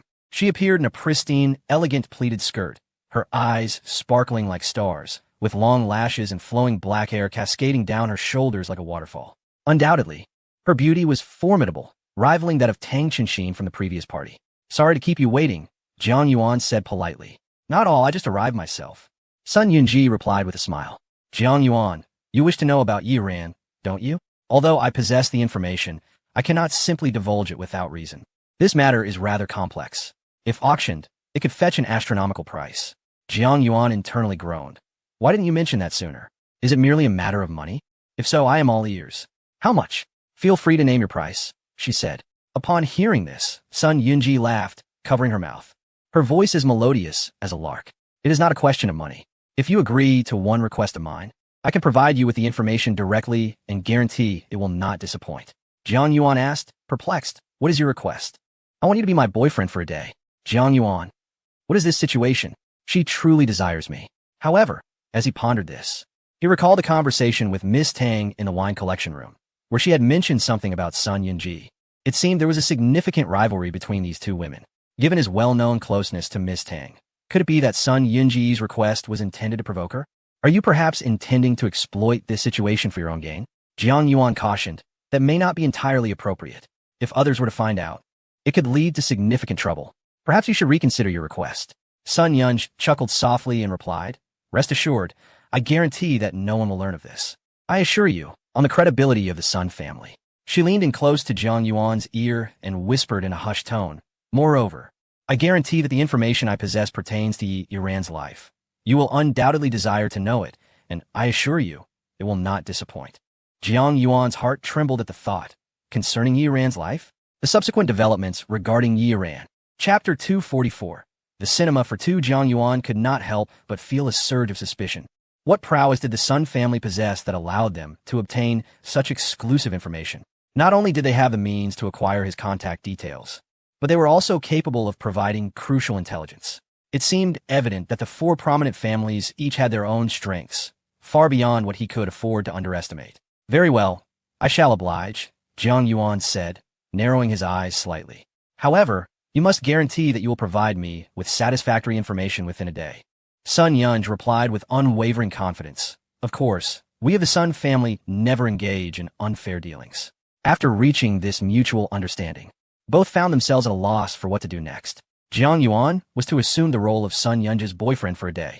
Yet transitioning into this identity proved to be a challenge. Meanwhile, Sun Yunj exhibited a rare display of bashfulness, her fingers fidgeting with one another, revealing her confusion. Having spent her student years in an all-girls school and most of her time at the Media University writing songs and filming, her life had been starkly different from that of an ordinary girl. This was her first experience going on a date with a boy, leaving her somewhat flustered. In contrast, Jiang Yuan's mind was quite agile. After all, what was a date if not a familiar affair? He glanced at his phone to check the time, which read 9:32. However, it was not the evening hour. It would be inappropriate to suggest they rest somewhere at this hour. That would be quite unrefined. Yet, dining at this time seemed rather premature. What are your interests or hobbies? Jiang Yuan inquired, although he had no intention of pursuing her romantically. Having agreed to accompany her and play the role of her temporary boyfriend, he felt it necessary to consider her feelings. After a moment of contemplation, Sun Yunj pointed to a billboard by the roadside. It advertised a newly released film, Patience of the Asylum, a work by the renowned director Xian Qingyi, which had already sparked considerable buzz. Jiang Yuan instantly understood. She intended for them to watch a movie. Watching a horror film was indeed a popular dating strategy in recent years, typically proposed by the male counterpart. It was said that when individuals found themselves in an unexpected, fear-inducing atmosphere during a date, they were more likely to develop feelings for one another, an effect known in psychology as the suspension bridge effect. Although Jiang Yuan was skeptical of such online anecdotes, he had previously taken girls to horror movies to present himself as a figure of safety, and the results had been quite favorable. Nodding in agreement, Jiang Yuan promptly took out his phone and purchased tickets. He secured the entire 3D Max screening room, ensuring that the other patrons who had reserved seats were compensated and sent away. Given the unique circumstances surrounding Sun Yunj's identity, it is rather inconvenient for her to be exposed to the public eye. Furthermore, Jiang Yuan himself shares a close connection with Tang Chenxin. Should the news of his rendezvous with Sun Yunj reach her ears, it would undoubtedly stir a tempest of gossip. As the two entered the pre-booked screening room in the cinema, they found it devoid of any other patrons, leaving only Sun Yunj and Jiang Yuan. Sun Yunj, feeling somewhat timid, shrank back slightly, her expression betraying hesitation. I must confess, I'm not particularly fond of horror films, yet I cannot resist watching them. Jiang Yuan found himself empathizing with her peculiar affinity. It was akin to his own experiences with spending money on random draws. Despite his aversion, the thrill of not obtaining anything after several attempts often lured him into the depths of indulgence.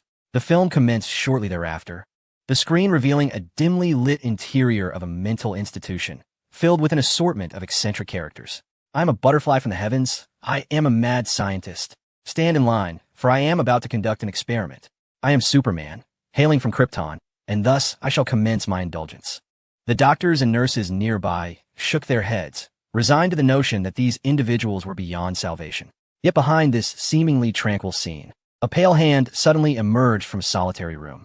This hand was emaciated, resembling little more than skin stretched over bones. Such a sight is seldom seen, except on those who have long suffered from extreme hunger or serious afflictions. The camera followed the hand as it rose slowly, a chilling melody beginning to play. Jiang Yuan felt a shiver run down his spine. This was more than mere music. It was the very essence of dread. While music can resonate with the living, this was akin to invoking the underworld. The eerie sound combined with the visual of the hand was unsettling. Indeed, it was profoundly terrifying. Jiang Yuan silently marveled at the extraordinary atmosphere created at the film's outset. As anticipated, Sun Yunj began to feel a flicker of fear. She trembled slightly, her hands nervously entwined, clearly unsettled. In a display of chivalry, Jiang Yuan generously took her hand, exuding a sense of masculinity. Sun Yunj felt her small hand enveloped by a broad, warm grasp, causing her heart to race uncontrollably. Jiang Yuan smiled inwardly, pleased with the effect he had achieved. Perhaps there was indeed something to the notion of the suspension bridge effect. If he were to win Sun Yunji's affections, it might not be such a misfortune after all. Their arrangement had initially been merely a verbal transaction, with no guarantees of commitment from either side. However, should Sun Yunji fall deeply in love with him, the dynamics would inevitably shift, leading to her unwavering obedience. Jiang Yuan resolved that, even if it meant sacrificing a part of himself, he must secure vital information regarding Yiran. Otherwise, unforeseen complications could very well arise. Yet, just as Jiang Yuan's plans seemed perfectly orchestrated, the film's tone and plot on the grand screen took a rather absurd turn, abruptly shifting from the previously ominous atmosphere to something entirely unexpected. A mentally ill individual, envisioning himself as Superman, confronted a sinister and terrifying hand with unwavering courage, engaging in a physical exorcism. The subsequent scenes left Jiang Yuan utterly astounded. The sheer strength of this individual was astonishing, as he forcefully vanquished a multitude of vengeful spirits through sheer might. It was utterly outrageous. Jiang Yuan was nearly driven to exclaim in frustration, questioning the quality of such a film and its absurdity. Meanwhile, Sun Yunji, who had initially trembled in fear, gradually found amusement, relishing a bucket of popcorn and occasionally erupting into fits of joyful laughter. Chapter 245. The secretary's call. Jiang Yuan felt utterly exasperated as he watched the absurd plot unfold on the grand cinema screen, indulging in a silent tirade of expletives. To be fair, the film's quality was objectively commendable and, overall, quite entertaining. Even he, who considered himself to have a rather elevated sense of humor, found himself laughing heartily at several scenes. However, he was currently compelled to play the role of Miss Sun's temporary boyfriend for Yiran's sake. To put it simply, he felt like a nobleman who had received an imperial decree to pursue a lady, an endeavor laden with unusual significance. Watching a horror film was merely a means to invoke the bridge effect, a strategy for courting women. Yet this horror film was overwhelmingly intense. Jiang Yuan thought, this is clearly a suspenseful horror thriller comedy. How on earth can this create a bridge effect? This is utterly ridiculous. He lamented, I never wish to lay eyes on such a dreadful film again. Nevertheless, glancing at Sun Yunji, who was thoroughly entertained by the movie's plot, Jiang Yuan's frustration dissipated somewhat. The film's pacing began briskly, but soon fell into a somewhat prolonged lull. Bored, he munched on popcorn, propping his chin up with one hand, silently wishing for the movie to conclude swiftly. Suddenly, Sun Yunji leaned in and whispered in his ear, Why aren't you speaking? Did Chun Xian mention some unflattering things about me? At her words, Jiang Yuan's brows knitted slightly. Was there some truth to that? It seemed there was. At the mysterious party, in the wine collection room, Miss Tang had, perhaps emboldened by the wine, vented to him about various matters concerning Sun Yunji, including the quip that her assets were fabricated. She was merely joking. Please don't take it to heart, Sun Yunji said, a hint of anxiety in her voice. We have some misunderstandings and past grievances. Jiang Yuan wore an unusual expression, momentarily at a loss for words. After all, this was a matter between the two women. Whether he expressed belief or disbelief would seem inappropriate, so he wisely opted for silence. The duration of the film passed swiftly, and, as the credits rolled, the lights in the cinema dimmed considerably. Only Jiang Yuan and Sun Yunji remained, surrounded by an enveloping quietude. A spark of inspiration ignited within Jiang Yuan. Was this not a serendipitous opportunity? As the saying goes, opportunities are fleeting. Those who seize them shape their destiny. Given the favorable atmosphere, all he needed was to take a small initiative, perhaps a gentle call or a casual drape of his arm around her shoulder. Would that not bring everything to fruition? Miss Sunday, Jiang Yuan softly uttered, adopting what he believed to be an alluring expression. Sun Yunji, albeit a bit bashful, felt her heart racing as if it might leap from her chest. Faced with Jiang Yuan, she was momentarily at a loss for words, finally managing to ask, What do you intend to do? As Jiang Yuan was on the verge of taking the next step, Sun Yunji's phone suddenly rang, causing him to furrow his brow in mild irritation. What was the meaning of this interruption?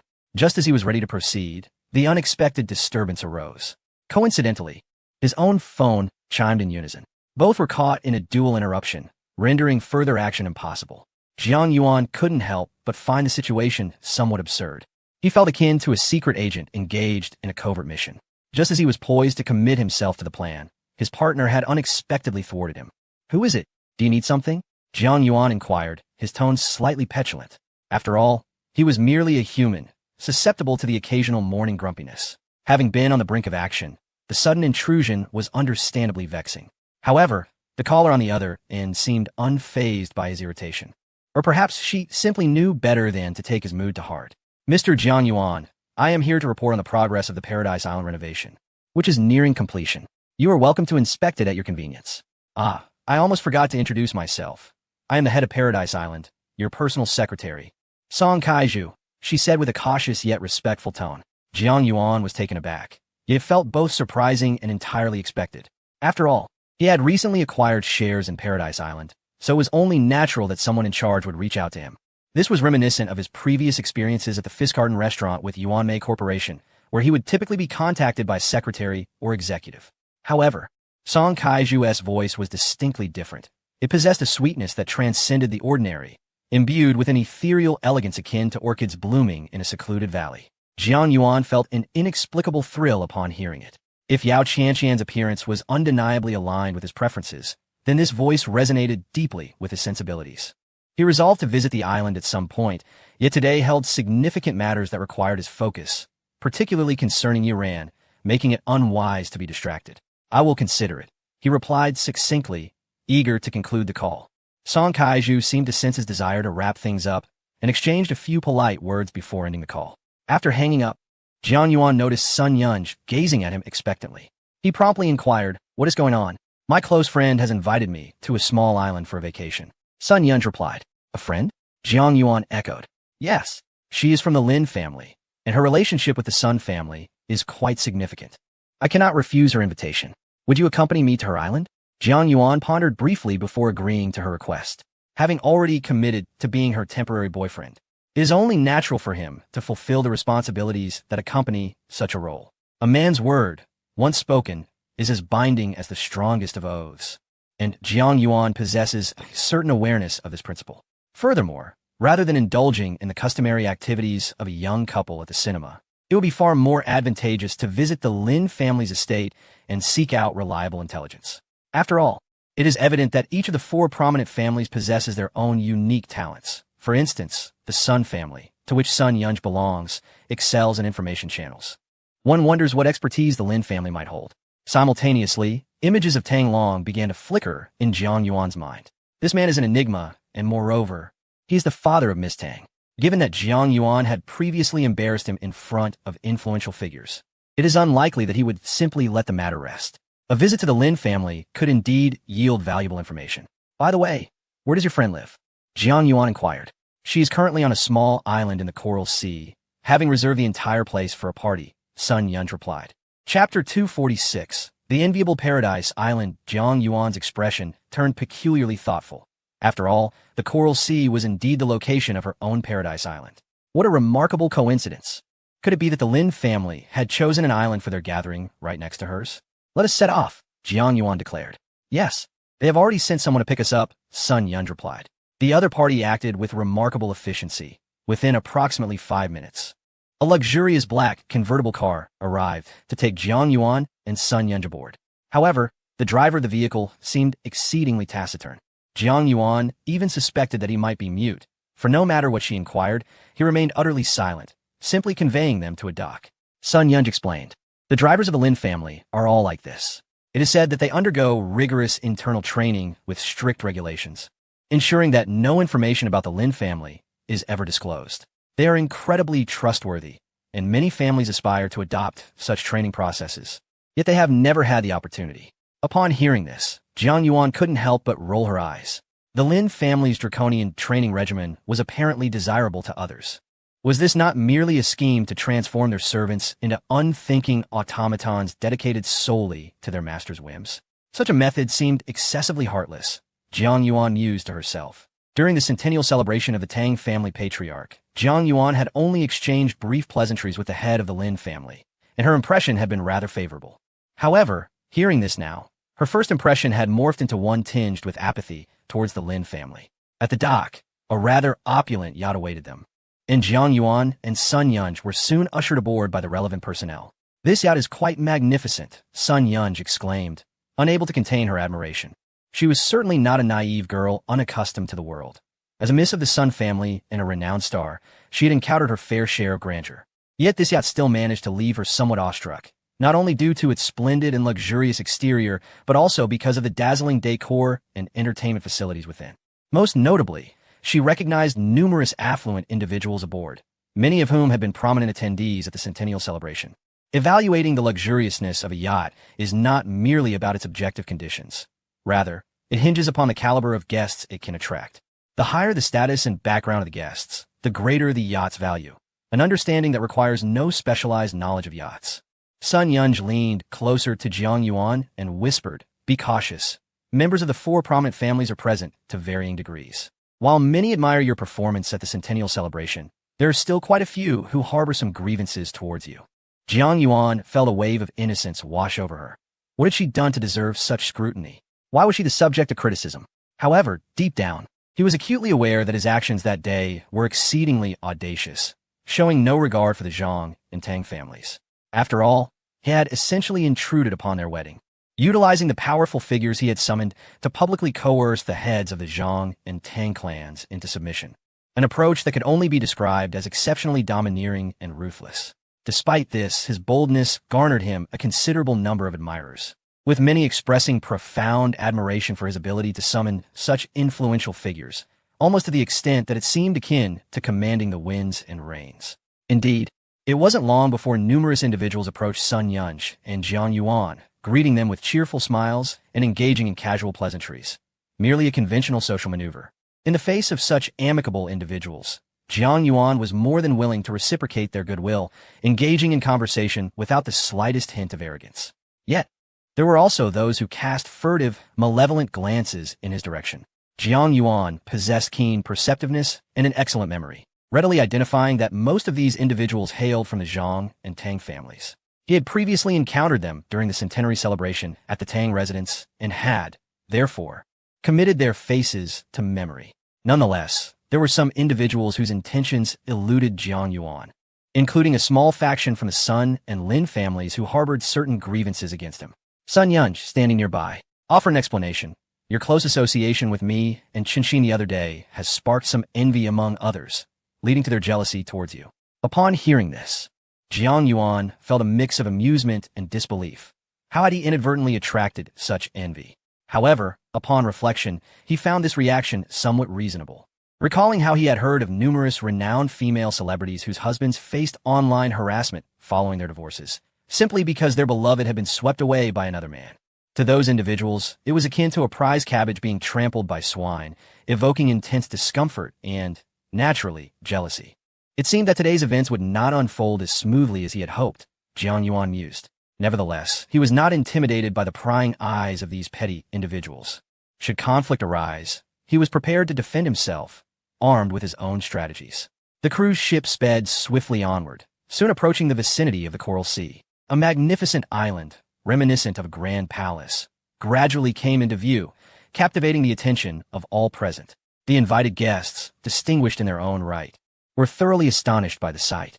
This was Paradise Island, the most opulent isle in the entire Coral Sea. Unfortunately, this was not their destination, and it was unclear which magnate had claimed it, for access was strictly prohibited. Despite the distance, the island's abundance and luxury were palpable, even from afar.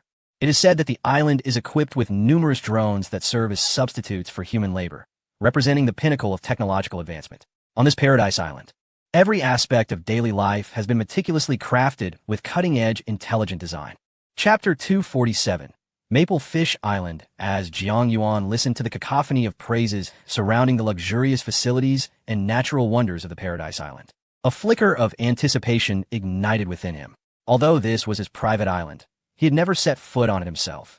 Instead, he gleaned much information about it from the scattered remarks of unfamiliar guests. At that moment, a text message from Song Kaiju suddenly arrived. Jiang Yuan was taken aback. Had he not just received a call from her? Why was she reaching out again so soon? Song Kaiju's message read, "Mr. Jiang, your GPS navigation indicates that you are in the nearby waters. Would you like us to come and fetch you?" Now it made sense. Jiang Yuan realized that his location had been transmitted to her via his phone. The question now was whether he should go or stay. Sun Yunj, seated beside him, cast a curious glance at Jiang Yuan and inquired, "Whose message is that?" "Oh, it's nothing," Jiang Yuan replied, shaking his head. Since he had promised Sun Yunj he would accompany her today, he intended to see it through. Visiting Paradise Island could be done at any time. There was no need to rush. Moreover, numerous guests around him clearly showed a keen interest in Jiang Yuan. They exchanged pleasantries, each eager to engage him. Jiang, you must join us to explore our upcoming island. Although it may not compare to Paradise Island, it is among the most luxurious in these waters. Indeed, this island is called Maple Bird Island, named after a rare species of fish known as maple bird fish. It is said that this fish is worth a fortune and is nearing extinction, with each specimen fetching nearly 10 million. More importantly, it symbolizes great fortune. Jiang, you must accompany us for some fishing. It will be a splendid experience. Jiang Yuan thought to himself. These individuals were clearly trying to flatter him. Their pretense of wanting to fish together was merely a guise to ingratiate themselves with him. After all, his previous performance had been nothing short of spectacular, earning him the personal attention of the Bureau of Technology's third department, compelling even Tang Long and the head of the Zhang family to concede. Such audacious and commanding demeanor undoubtedly attracted many young admirers. Thus, Jiang Yuan found himself at the center of attention, akin to a moon surrounded by stars, with several alluring young women casting him suggestive glances. If some reckless young gentleman had witnessed those gazes, they would have exchanged knowing looks. However, Jiang Yuan's taste had become rather refined. Even the sight of a stunning beauty could hardly stir his heart, let alone these ostentatious temptresses. Consequently, he merely cast a fleeting glance at the young women before engaging in conversation with the eager young men who sought his company. Amidst the exchange of banter, Jiang Yuan gradually gleaned some insights regarding Sun Yunji's close friend, as well as the enchanting Maple Bird Island. It came to light that this friend had acquired foreign nationality and was poised to marry an exceptionally renowned and affluent businessman, whose wealth was so formidable that it could rival that of the four prominent families. Hence, she had orchestrated a final bachelorette party in the world-famous Coral Sea, inviting numerous friends to partake in a revelry. This celebration served dual purposes: to commemorate her imminent entry into high society and to relish the joys of singlehood one last time, for many pleasures become elusive once married. The notion of acquiring foreign nationality and marrying a foreigner stirred an uncomfortable feeling within Jiang Yuan. While he was not one to indulge in gossip or disparage others, he instinctively felt a certain aversion to such actions. Nevertheless, despite his disapproval, he could comprehend the allure of marrying into wealth. Few could resist such temptation. Yet, Jiang Yuan found it difficult to harbor any fondness for this individual. Ultimately, he reasoned, this was a matter belonging to others. His personal distaste was inconsequential to him. With a light-hearted smile, he resolved that he was here to unwind and enjoy a vacation. And since he was to play the role of Sun Yunji's temporary boyfriend, he might as well take the opportunity to relax. With this thought in mind, he ceased to dwell on the affairs of that friend, and instead began to take an interest in the various attractions of Maple Fish Island. The surrounding youths, noticing his enthusiasm, joyfully commenced their introductions. They spoke of the breathtaking Fairy Stone, the captivating Purple Fairy Lake, and the notably striking Qianjue Peak. Among these marvels, the most alluring was undoubtedly the Heavenly Fishing Lake. Heavenly Fishing Lake, Jiang Yuan mused, intrigued by the name. Could it possibly yield some remarkable catch? He inquired curiously. Might one catch that renowned maple fish? The surrounding guests erupted in laughter, shaking their heads while simultaneously nodding, leaving Jiang Yuan somewhat perplexed. The Heavenly Fishing Lake was no ordinary body of water. It harbored an astonishing variety of precious fish species, far beyond imagination. Remarkably, it was a pristine natural lake on an island, with water quality so unique that it could sustain a plethora of exquisite fish. However, those who sought to capture them through artificial means often returned empty-handed. This lake was as enigmatic as the infamous Bermuda Triangle, known not only for its mysterious and precious fish, but also for the legend that these fish would choose their own masters. Only those deemed worthy and fortunate could hope to catch these valuable creatures. Upon hearing such claims, Jiang Yuan couldn't help but chuckle silently, finding the notion rather absurd. Indeed, he had encountered various reports on mysterious phenomena in numerous programs, yet believing in such tales felt somewhat implausible. However, the guests, upon meeting Jiang Yuan's gaze, could naturally discern his thoughts. After all, those invited today were predominantly astute individuals from the business realm, well-versed in the art of reading between the lines. Consequently, their expressions took on an air of mystery, accompanied by knowing smiles that hinted at a deeper understanding of the emotional shift Jiang Yuan was about to experience. Observing that nearly everyone was engaged in cryptic exchanges, Jiang Yuan couldn't help but shake his head with a wry smile, pondering the necessity of such mystique. Meanwhile, as Jiang Yuan conversed amiably with the majority, several shadowy figures lurked in the background, chuckling to themselves as they anticipated his forthcoming reactions. Chapter 248. Fishing on the island on the deck, Jiang Yuan basked in the sea breeze, while beside him, Sun Yunj smiled, reenacting the classic scene of Jack and Rose. At that moment of warmth and joy, a small island gradually came into view not far off. The cruise ship sped swiftly, and before long, Jiang Yuan and his companions arrived at Maple Fish Island, where a lively singles party was underway. Having not seen her close friend for quite some time, and learning of her imminent marriage, Sun Yunj eagerly rushed to meet her friend. However, Jiang Yuan harbored some reservations about her companion. He was not fond of those who sought to climb the social ladder, especially when their aspirations involved foreign nationals who had even acquired foreign citizenship. Therefore, he decided to temporarily allow Sun Yunj to reunite with her friend while he would later join her. Invited to partake in the fishing festivities at Tiandiao Lake, Jiang Yuan was warmly greeted by numerous guests who grasped his hand, exclaiming, "Your timing is impeccable. You are truly fortunate." It was said that throughout the year, Tiandiao Lake revealed its splendor only for 3 or 4 days, during which the fish were far more active than usual, making it the prime time for fishing. Furthermore, it was rumored that the elusive maple fish only surfaced during these few days. Intrigued by the conversations around him, Jiang Yuan secretly anticipated the types of fish he might catch. After all, fishing bore a resemblance to the thrill of 10 consecutive draws. One could either feast or starve, face drought or flood. The disparity between luck and misfortune was stark. For the fortunate, every breath they took was a stroke of luck, while for the unfortunate, such fortune seemed perpetually out of reach. This ignited a competitive spirit within Jiang Yuan. Who could resist the allure of 10 consecutive draws? He pondered, will I catch a maple fish today? Yet, as a novice fisherman, how do I project the air of an experienced angler? He found himself slightly troubled by the thought. As he mused, his steps remained steady, and since Tiandiao Lake was not far off, they soon arrived at the island lake. However, upon reaching Tiandiao Lake, Jiang Yuan felt a pang of unease. The area was shrouded in an impenetrable fog, dense enough to obscure the surroundings. Goodness, the air quality here is dreadful. Could it be that all this talk of Tiandiao Lake is merely a delusion brought on by the haze? Jiang Yuan thought helplessly. The thick fog severely limited visibility, leaving him feeling somewhat disoriented. Yet, there was an undeniable, mysterious beauty to the place. At that moment, several casually dressed foreign men approached to greet Jiang Yuan and his companions, taking on the role of guides. Jiang Yuan was puzzled, wondering who these men were. They are the fiancés of the island's owner, a nearby guest informed him. Enlightened, Jiang Yuan realized that Sun Yunj's friend had chosen to marry into wealth.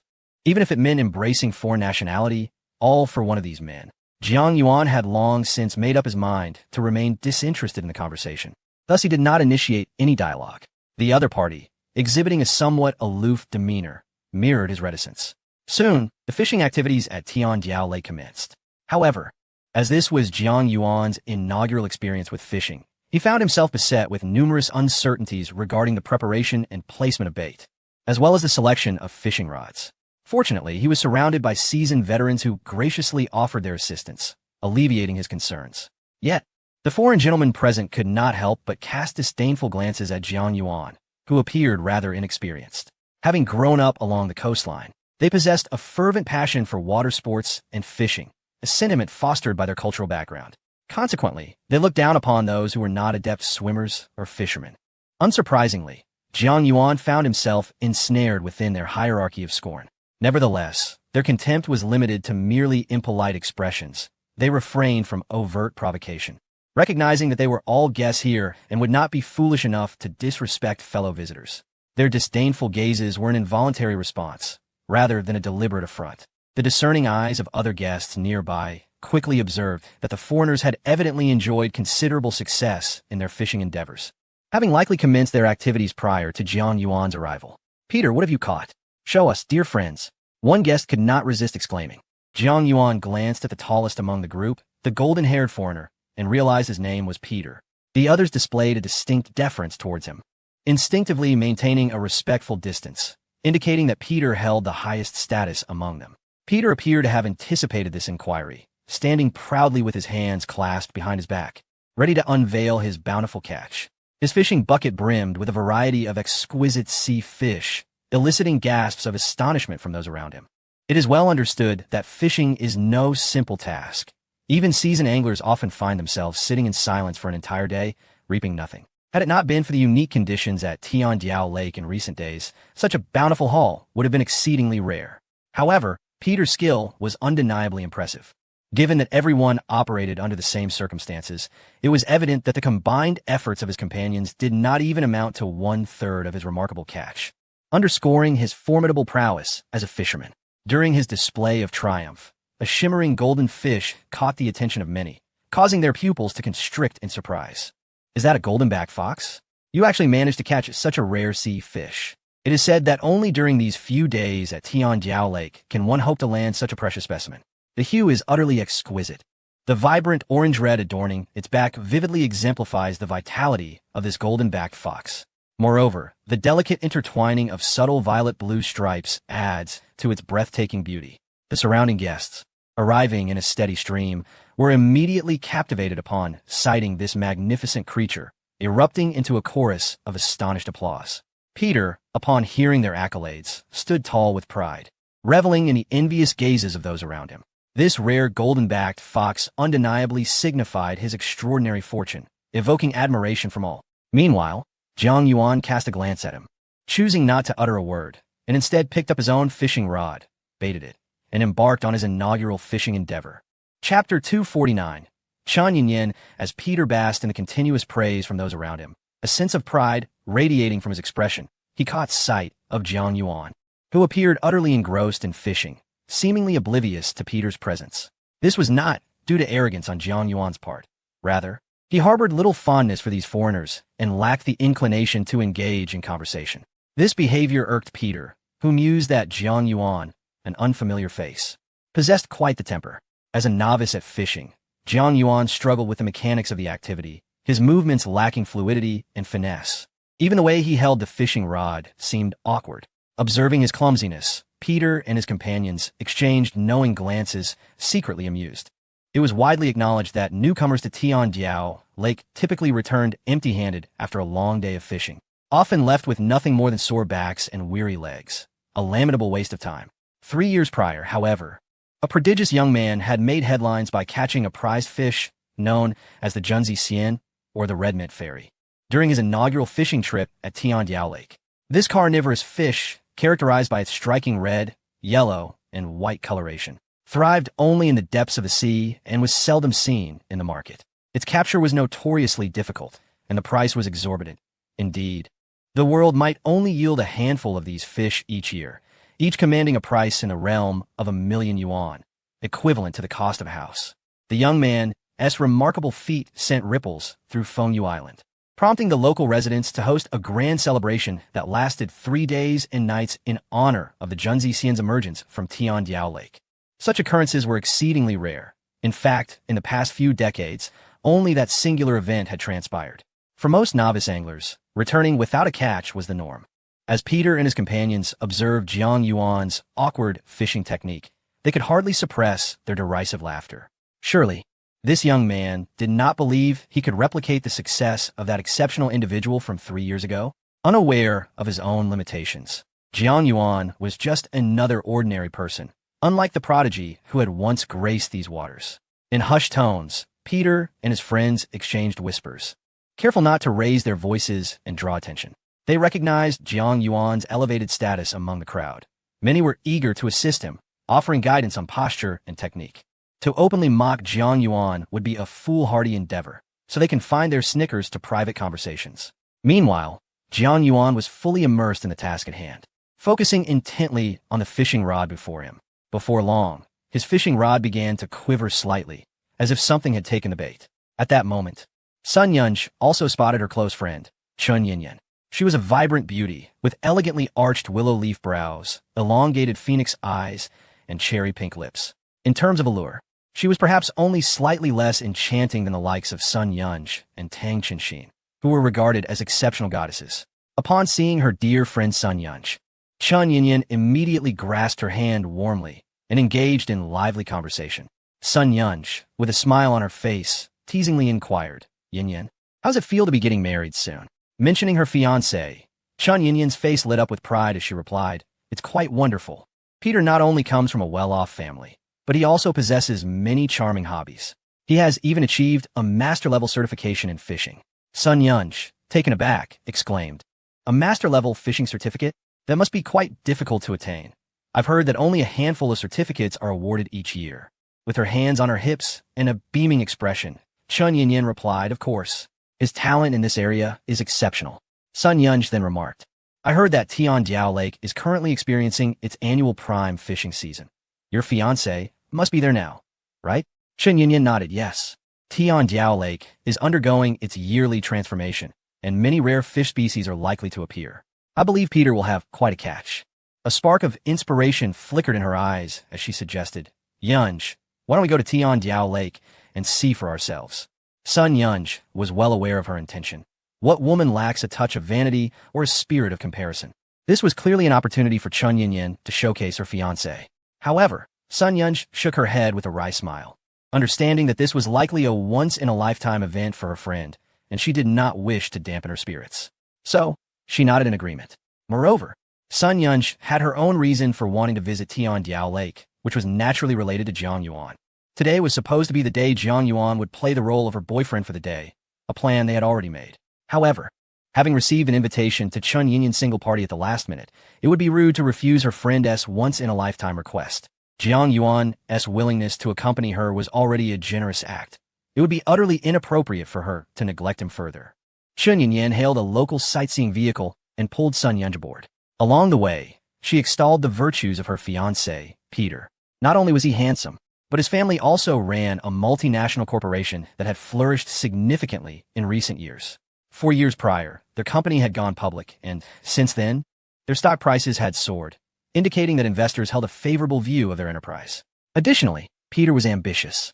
Having graduated from a prestigious university and possessing a refined taste with a wide array of interests. Sun Yun stood by, her ears nearly calloused from listening. Although Chun Yinyan's words contained a fair amount of embellishment for the sake of appearances, it could be concluded that Peter's qualities were indeed commendable. Otherwise, Chun Yinyan would not have gone so far as to change her nationality for him. As Sun Yun and Chun Yinyan arrived at Tiandiao Lake, they caught sight through the surrounding dense mist of a group of people who appeared to be utterly astonished, surrounding a young man like stars encircling the moon. Chun Yinyan's face lit up with joy as she exclaimed, "Yin, my fiancé Peter must have caught something remarkable. Everyone is watching him." Sun Yun offered her congratulations with a smile before starting to search for Jiang Yuan's whereabouts. However, as they drew closer, the figures within the mist became clearer, causing them to widen their eyes in disbelief. Chapter 250. Bluefin tuna in ethereal mist surrounding the celestial fishing lake. Sun Yunj's eyes brimmed with astonishment. For the young man basking in adoration was none other than Jiang Yuan. A throng of admirers encircled him, their gasps of awe echoing through the air. However, the distance rendered her unable to discern their words. Jiang Yuan was enveloped by admirers, many of whom displayed expressions of sheer shock. Chun Yinyan, equally astonished, observed that her fiancé, Peter, appeared utterly terrified, his body collapsing to the ground in tremors. She hurriedly rushed to his side, supporting him as she inquired, "Are you all right? What has transpired?" Peter, his face pale and trembling hands betraying his fear, stammered, "That person just caught a." His lips quivered as he struggled to comprehend the reality before him. Chun Yinyan, filled with concern yet anxious, pressed, "What did he catch? Please, calm down and speak clearly." With a deep swallow, Peter fought to suppress his overwhelming astonishment. He recounted the events that had just unfolded, his face contorting with an incredulous expression, as if he were questioning the very fabric of existence. Initially, when Jiang Yuan first cast his fishing line, Peter and his companions had laughed, dismissing it as mere folly. Yet, this frivolity lasted merely 4 or 5 minutes. In that brief span, Jiang Yuan had successfully reeled in a black butterfly fish, officially known as the embroidered butterfly fish. This creature, with its yellow-tipped fins and predominantly gray-black body, was a coveted prize among curious collectors. In terms of rarity, it surpassed the golden-backed fox that Peter had caught. Though a flicker of displeasure and jealousy stirred within Peter, he remained largely unfazed. After all, fortune smiles upon everyone at times, and even a novice might occasionally reel in a remarkable catch. As a holder of a master-level fishing license, he was accustomed to the unexpected and did not overly concern himself. However, He could never have anticipated that this black butterfly fish was merely the beginning, merely the tip of the iceberg. Before anyone could fully process the situation, Jiang Yuan made yet another catch, depositing the fish into a bucket. He then inquired, somewhat perplexed, "What kind of fish is this? Is it valuable?" As the crowd leaned in for a closer look, their eyes widened in disbelief as they exclaimed, "A golden perch." The golden perch, a swift deep-sea fish renowned for its exceptional speed and elusiveness, posed a considerable challenge for fishermen. Yet, its vividly patterned stripes and vibrant hues of red, yellow, and white rendered it immensely valuable. This fish was far more precious than the black butterfly fish. Following Jiang Yuan's consecutive catches of the black butterfly and golden perch, Peter's composure began to waver, his thoughts racing with the notion that today was indeed peculiar. As a master-level fishing license holder, his best catch over several days had merely been a golden-backed fox. However, Jiang Yuan, a novice angler, astonishingly managed to catch the exquisite black butterfly and the golden bass within a mere 10 minutes. This was undeniably disheartening for others. Even if one were to attribute it to sheer luck, such fortuity seemed excessively favorable. Little did he anticipate the series of remarkable catches that would follow. From the long-extinct Neptune stone perch to the breathtaking golden fox and the razor-finned soldierfish coveted by collectors, Jiang Yuan's successive triumphs left those around him utterly astounded. Each catch was a prime specimen of deep-sea fish, virtually unseen in the market, and even during the special seasons at Tiandiao Lake. Encountering just one of such caliber within a month would be considered fortunate. Yet, in less than half an hour, Jiang Yuan had amassed an astonishing haul, as if it were of no cost at all. At that moment, many recalled a fishing superstition associated with Tiandiao Lake. The more prosperous one's fortune, the greater their fishing bounty. Gazes filled with envy were directed towards Jiang Yuan. They were all aware of his exceptional performance during the Tang family's birthday celebration, and it seemed he was destined for even greater heights in the future. Meanwhile, Peter and his companions were left in disarray. Previously, their golden-backed fox had been the object of envy for many. Yet, Jiang Yuan's extraordinary catches rendered their prized fish akin to mere street-side fare. Peter, stubbornly maintaining his composure, muttered, "Some people only experience good luck once in a lifetime." However, before he could finish his sentence, Jiang Yuan's rod began to tremble once more, this time with considerable weight, indicating a significant catch. Furrowing his brow, Jiang Yuan struggled for a time before finally hauling the fish onto the boat. As the crowd beheld the sizable blue fish being pulled in, their expressions shifted dramatically. Even Peter, who had previously feigned indifference, turned pale and wobbled at the knees. The bluefin tuna. The bluefin tuna is an exceptionally rare species among tunas. Tuna, in general, is one of the most sought-after edible fish in the world, with the bluefin being renowned for its exquisite flesh and superb flavor. Unfortunately, due to its slow growth and overfishing, its numbers have drastically dwindled in recent years, teetering on the brink of extinction. In recent years, the bluefin tuna has become a powerful symbol, imbued with significant meaning and rarity. The fact that Jiang Yuan managed to reel in such a fish at Tiandiao Lake was nothing short of astonishing to all present. Mr. Jiang is truly formidable. He even caught a bluefin tuna. What extraordinary luck this is. If he has achieved so much in less than half an hour, one can only imagine the bounty he would gather if he continued to fish for several more hours. Upon hearing this, Chen Yinyan was instantly rendered speechless. After learning about the recent events from her fiancé, Peter, she was taken aback, her astonishment leaving her utterly flabbergasted. This newfound knowledge ignited an intense curiosity within her regarding Mr. Jiang. However, she was even more astounded to discover that her close friend, Sun Yunj, had approached Mr. Jiang and had begun to engage him in conversation. Chapter 251. The Eruption of Jealousy in a Close Friend, to be candid. When Chen Yinyan first laid eyes on Jiang Yuan, it was not his remarkable fortune that astonished her, but rather his striking appearance. He possessed an allure akin to that of a magnet, exuding a magnetic charm that wielded a lethal appeal for any woman. While Peter's looks were commendable, he ranked among the best of the men present. However, in comparison to Jiang Yuan, he paled significantly, utterly outclassed. Had Chen Yinyan not been engaged to Peter at that moment, she would have likely succumbed to the temptation of approaching Jiang Yuan, perhaps even pursuing him ardently. She felt an inexplicable pang of regret for their untimely meeting, a curious sensation stirring within her. Yet, as she beheld Sun Yunj sharing laughter and conversation with Jiang Yuan, an overwhelming surge of jealousy ignited within her.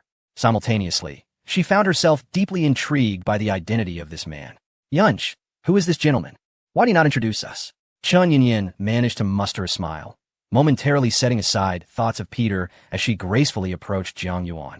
As she drew nearer, the details of his features and physique became strikingly clear, leaving her momentarily breathless.